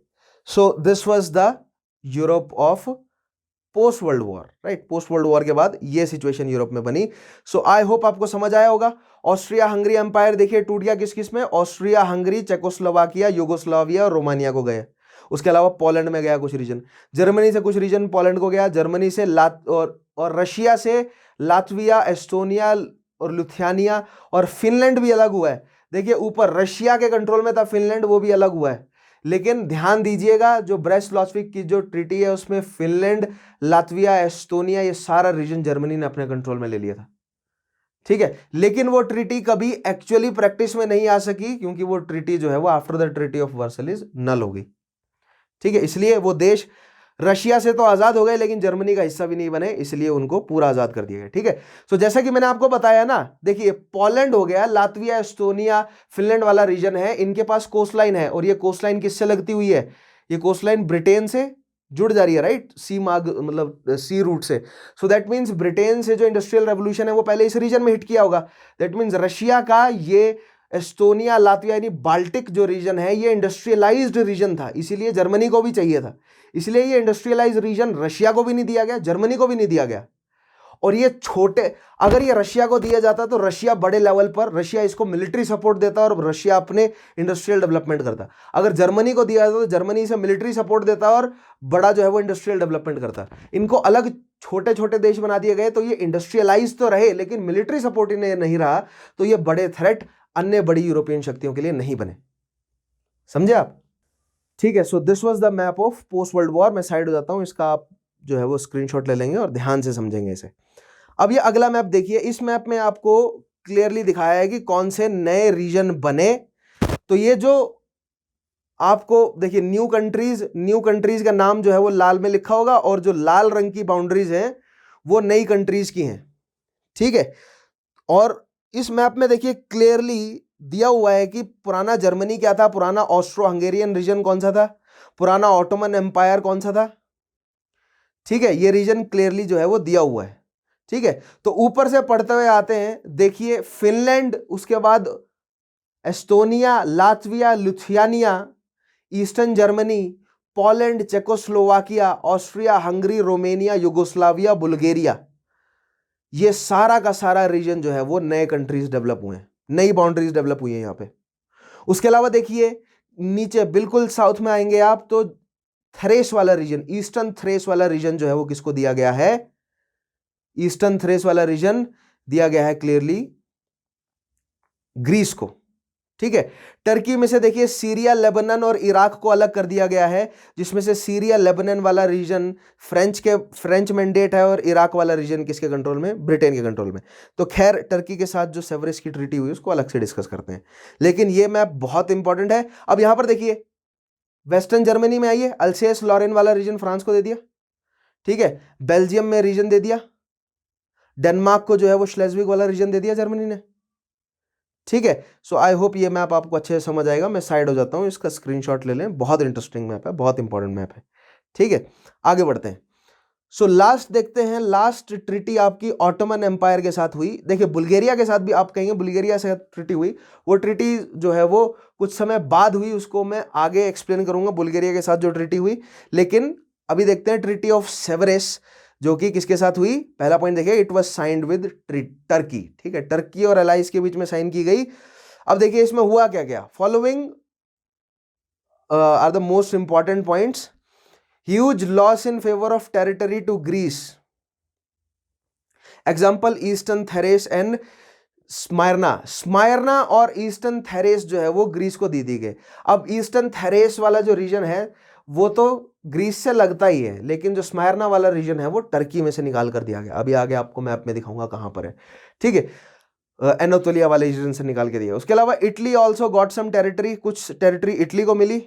डार्डनल्स और द स्ट्रेट, डार्डनल्स इसलिए कहा जाता है क्योंकि जो मैंने आपको दिखाया ना गैलीपली का जो पेनिनजुला था, गैलीपली का पेनिनजुला और दूसरी साइड मेनलैंड एनातोलिया, उसके बीच में जो स्ट्रेट है वो आपको आगे इस्तांबुल तक का रास्ता देता है। तो दार्डनल्स इसलिए कहा जाता है क्योंकि दार शब्द का मतलब होता है दरवाजा, राइट। सो ये प्रोटो टर्किक वर्ड है, दार्डनल्स वहां से निकला है, लेकिन जो इसकी नई जो डेफिनेशंस निकली है वो ऐसा है, एटिमोलॉजी अगर आप पढ़ेंगे तो उसमें दिया जाएगा कि जो ज्यूस है उसका एक लड़का है, उसके नाम से रखा गया नाम, लेकिन दैट इज हाईली स्पेकुलेटिव। दार शब्द का मतलब दरवाजा होता है, दैट मेक्स मोर सेंस, क्योंकि ये जो गैलीपली पेनिनजुला और मेनलैंड एनातोलिया दोनों साइड जो है, यानी जो डार्डनल स्ट्रेट है दोनों साइड उसके जो है वो टावर्स और पुराने जो हैं वो किले हुआ करते थे जो कि दरवाजे की तरह एक्ट करते हैं, because it was the door to Istanbul, Constantinople. इसलिए आई गेस इसके लिए, वैसे ये मेरा भी स्पेकुलेशन है, लेकिन दरवाजा, क्योंकि it is a door, right, Dardanelles एक दरवाजा ही तो है इस्तांबुल के लिए, तो वो दरवाजा जो है वो सबके लिए खोल दिया गया। ऐसा नहीं है कि केवल टर्की वहां पर ट्रेड करेगा, वो उस दरवाजे से अब एलाइज भी और सेंट्रल पावर सारे जो है वो ट्रेड कर सकते हैं, सबके लिए खोल दिया गया वो। ठीक है, सो डार्डनल्स और the straits provided outlet for the Black Sea were permanently opened. Ottoman Empire's colonies were converted to mandates and given to Britain and France. Ottoman empire की कॉलोनीज कहा गया उनके इंपीरियल एक्सपेंशन को, यानी Iraq, Syria, Jordanian, Palestinian, Arabian region पर जहां जहां पर ऑटोमन एम्पायर का एक्सपेंशन था उस सबको ब्रिटेन और फ्रांस ने आपस में बांट लिया। अभी मैप के माध्यम से दिखाऊंगा कौन सा रीजन ब्रिटेन को गया, कौन सा रीजन फ्रांस को गया। ठीक है, आगे देखिएगा, सीरिया बिकेम फ्रेंच मैंडेट। अच्छा यहां पर लिखा ही है मैंने, Syria became French mandate, Syria French का हिस्सा बना, और while British mandates included trans Jordan, Iraq और पैलेस्टीन।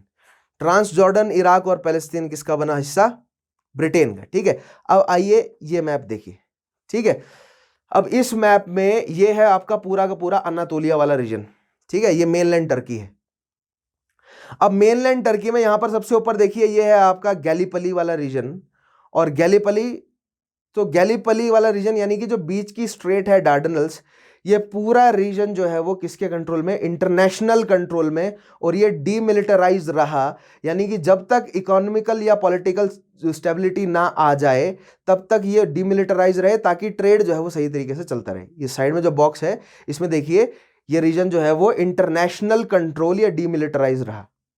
ठीक है, उसके नीचे का जो रीजन है, ये जो ब्लू सा कलर है, ये ग्रीस को दिया गया। मैंने आपको कहा ना ग्रीस को भी रीजन मिला अनातोलिया में से, तो ये रीजन ग्रीस को दिया गया। उसके अलावा ये जो ग्रीन स्ट्राइप वाला रीजन है, ये रीजन इटली को दिया गया, इटली के कंट्रोल में रहा।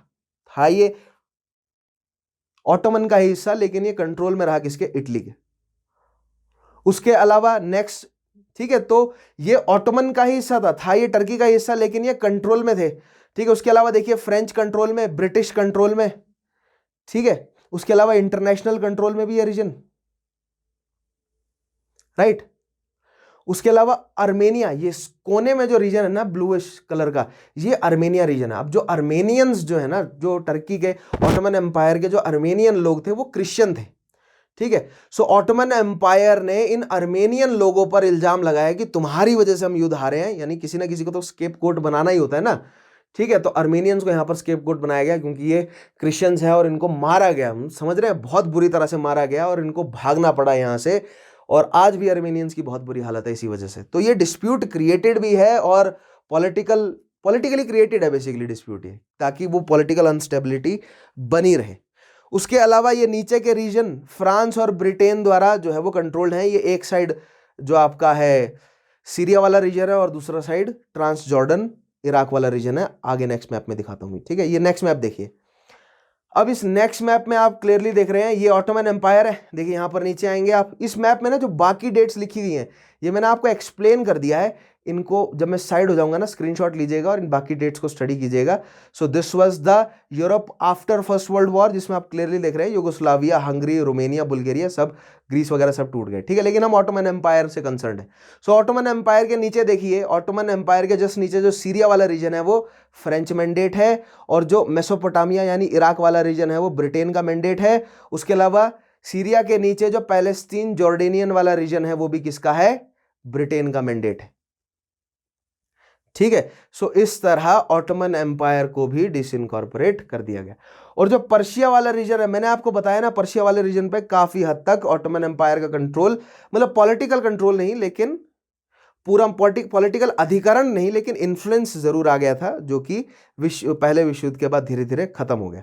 और फिर उसके बाद पहले विश्व युद्ध के बाद किस तरह क्या जो है वो इंटरेस्ट रहा फ्रांस, यूएस और यूके का अरेबियन रीजन में, उसको मैं आगे आने वाले सेशंस में कवर करूंगा। आज मैं अपने सेशन को यहां पर कंक्लूड करता हूं। आई होप आपको समझ आया होगा, ठीक है। सो आज हमने क्या पढ़ा? आज हमने शुरू से समझा कि क्यों युद्ध में कूदा यूएस, फिर हमने समझा कि क्यों रशिया ने विड्रॉ किया फर्स्ट वर्ल्ड वॉर से, फिर हमने समझा कि जब जर्मनी ने फुल पावर से मान में सेकेंड बैटल लड़ी तो जर्मनी को हार का सामना करना पड़ा, और इवेंचुअली विल्हेम सेकंड के शक्ति में उतरने के बाद जो है वो जर्मनी ने भी सरेंडर कर दिया। फिर हमने देखा कि पीस ट्रीटीज के लिए टेंटेटिव पीस के दौरान या जनवरी से ही, ठीक है, जर्मनी से ही 14 पॉइंट्स वुड्रो विल्सन ने दे दिए थे। फिर उसके बाद वर्सेलीज की ट्रीटी हुई, सेंट जर्मेन की ट्रीटी हुई और सेवरेस की ट्रीटी हुई, और उसके तहत जो फैसले लिए गए वो हमने अच्छे से समझे कि किस तरह रशिया से फिनलैंड, एस्टोनिया, लातविया, लुथियानिया, पोलैंड वाला रीजन जो जर्मनी ने अलग करवाया था वो जर्मनी से ले लिया गया और आज़ाद कर दिया गया। उसके अलावा हैब्सबर्ग एम्पायर को या ऑस्ट्रिया हंगेरियन एम्पायर को ऑस्ट्रिया हंगरी, चेकोस्लोवाकिया और रोमेनिया वाले हिस्से में तोड़ दिया गया, और काफ़ी बड़ा हिस्सा जो है वो यूगोस्लाविया को दे दिया गया। बुल्गारिया से उसकी कोस्टल लाइन छीन ली गई। ऑटोमन एम्पायर से जो ईस्टर्न थरेस वाला रीजन है वो किसको दे दिया गया? ग्रीस को दे दिया गया। ऑटोमन एम्पायर में समायरा वाला रीजन काफी बड़ा हिस्सा जो है वो ग्रीस को दे दिया गया, जिससे बाद में जो है वो, अब देखिए ये ट्रीटी हुई, अब ये ट्रीटी कितनी बड़े लेवल पर अप्लाई की गई वो अगले सेशन में पढ़ना है, ठीक है। समायरा वाला रीजन ऑटोमन का दिया गया, अब ऑटोमन्स ने वहां पर ग्रीस को टिकने दिया नहीं टिकने दिया वो आगे की बात है, ठीक है। यानी कि ट्रीटी ये हुई, अब ट्रीटी कागज पे ट्रीटी ये हुई और एक्चुअल एग्जीक्यूशन क्या हुआ वो आगे आने वाले टॉपिक्स में समझाऊंगा मैं, ठीक है। लेकिन ऑटोमन एम्पायर के टुकड़े क्या हुए? ऑटोमन एम्पायर का अर्मेनिया वाला रीजन अलग, उसके अलावा इटली को कुछ हिस्सा जो है वो इंटरनेशनल जो लीग ऑफ नेशंस बनी उसने कंट्रोल किया, कुछ ब्रिटेन ने, कुछ फ्रांस ने, सीरिया को जो है वो कंट्रोल किया फ्रांस ने, उसके अलावा ट्रांस जॉर्डेन, मेसोपोटामिया यानी इराक और पैलेस्तीन को ब्रिटेन ने कंट्रोल किया। तो इस तरह ऑटोमन एम्पायर भी डिसइनकॉर्पोरेट हो गया, ठीक है। So these were the consequences, these were the treaties of first world war. और अब इन ट्रीटीज और अन्य कंसिक्वेंसेस क्या रहे, आगे आने वाले टॉपिक में आपको मैं समझाऊंगा। आई होप अभी तक का आपका फर्स्ट वर्ल्ड वॉर क्लियर हुआ होगा, जिसमें हमने सबसे पहले फर्स्ट वर्ल्ड वॉर से पहले की घटनाएं क्या हुई, फिर यानी कि मेन कारण MAIN कारण, फिर फर्स्ट वर्ल्ड वॉर के इमीडिएट कारण और बल्कान वॉर्स को समझा, फिर फर्स्ट वर्ल्ड वॉर के दौरान जो घटनाएं घटी यानी युद्ध की घटनाओं को समझा, और आज हमने समझा कि किस तरह युद्ध जो है वो खत्म हुआ और ट्रीटीज क्या हुई। और अगले आने वाला टॉपिक में हम समझेंगे कि कंसीक्वेंसेस और इंपैक्ट क्या रहे फर्स्ट वर्ल्ड वॉर के, फिर हम आगे बढ़ेंगे लीग ऑफ नेशंस की तरफ। ठीक है। सो आई होप आपको ये पूरा टॉपिक फर्स्ट वर्ल्ड वॉर में क्लियर कर चुका हूँ। ठीक है। अगर आपके कुछ डाउट्स हैं, जो समस्याएं हैं आपकी, मुझे तुरंत कमेंट में बताएंगे। आपको सेशन अच्छा लगा, बुरा लगा, मुझे कमेंट में अपना फीडबैक जरूर देंगे। पिछले सेशंस अगर आपने नहीं देखे हैं so make sure study IQ के चैनल पर जाएं, मेरे नाम से प्लेलिस्ट ढूंढें, पिछले सेशंस को एक्सेस करें, या अगर आप सिंपली यूट्यूब के सर्च बार पर मेरा नाम लिखते हैं तो वहां पर भी आपको पिछली प्लेलिस्ट जो है वो मिल जाएगी, यानी कि पिछले सारे सेशंस मिल जाएंगे। Make sure you watch all दो सेशंस थॉरली। सो आज के सेशन को मैं कंक्लूड करता हूं। आई होप आपको मजा आया होगा। ठीक है। मेरा नाम है विशाल चौहान, मिलूंगा आपसे अगले सेशन में। तब तक के लिए अपना ध्यान रखिए। Take care.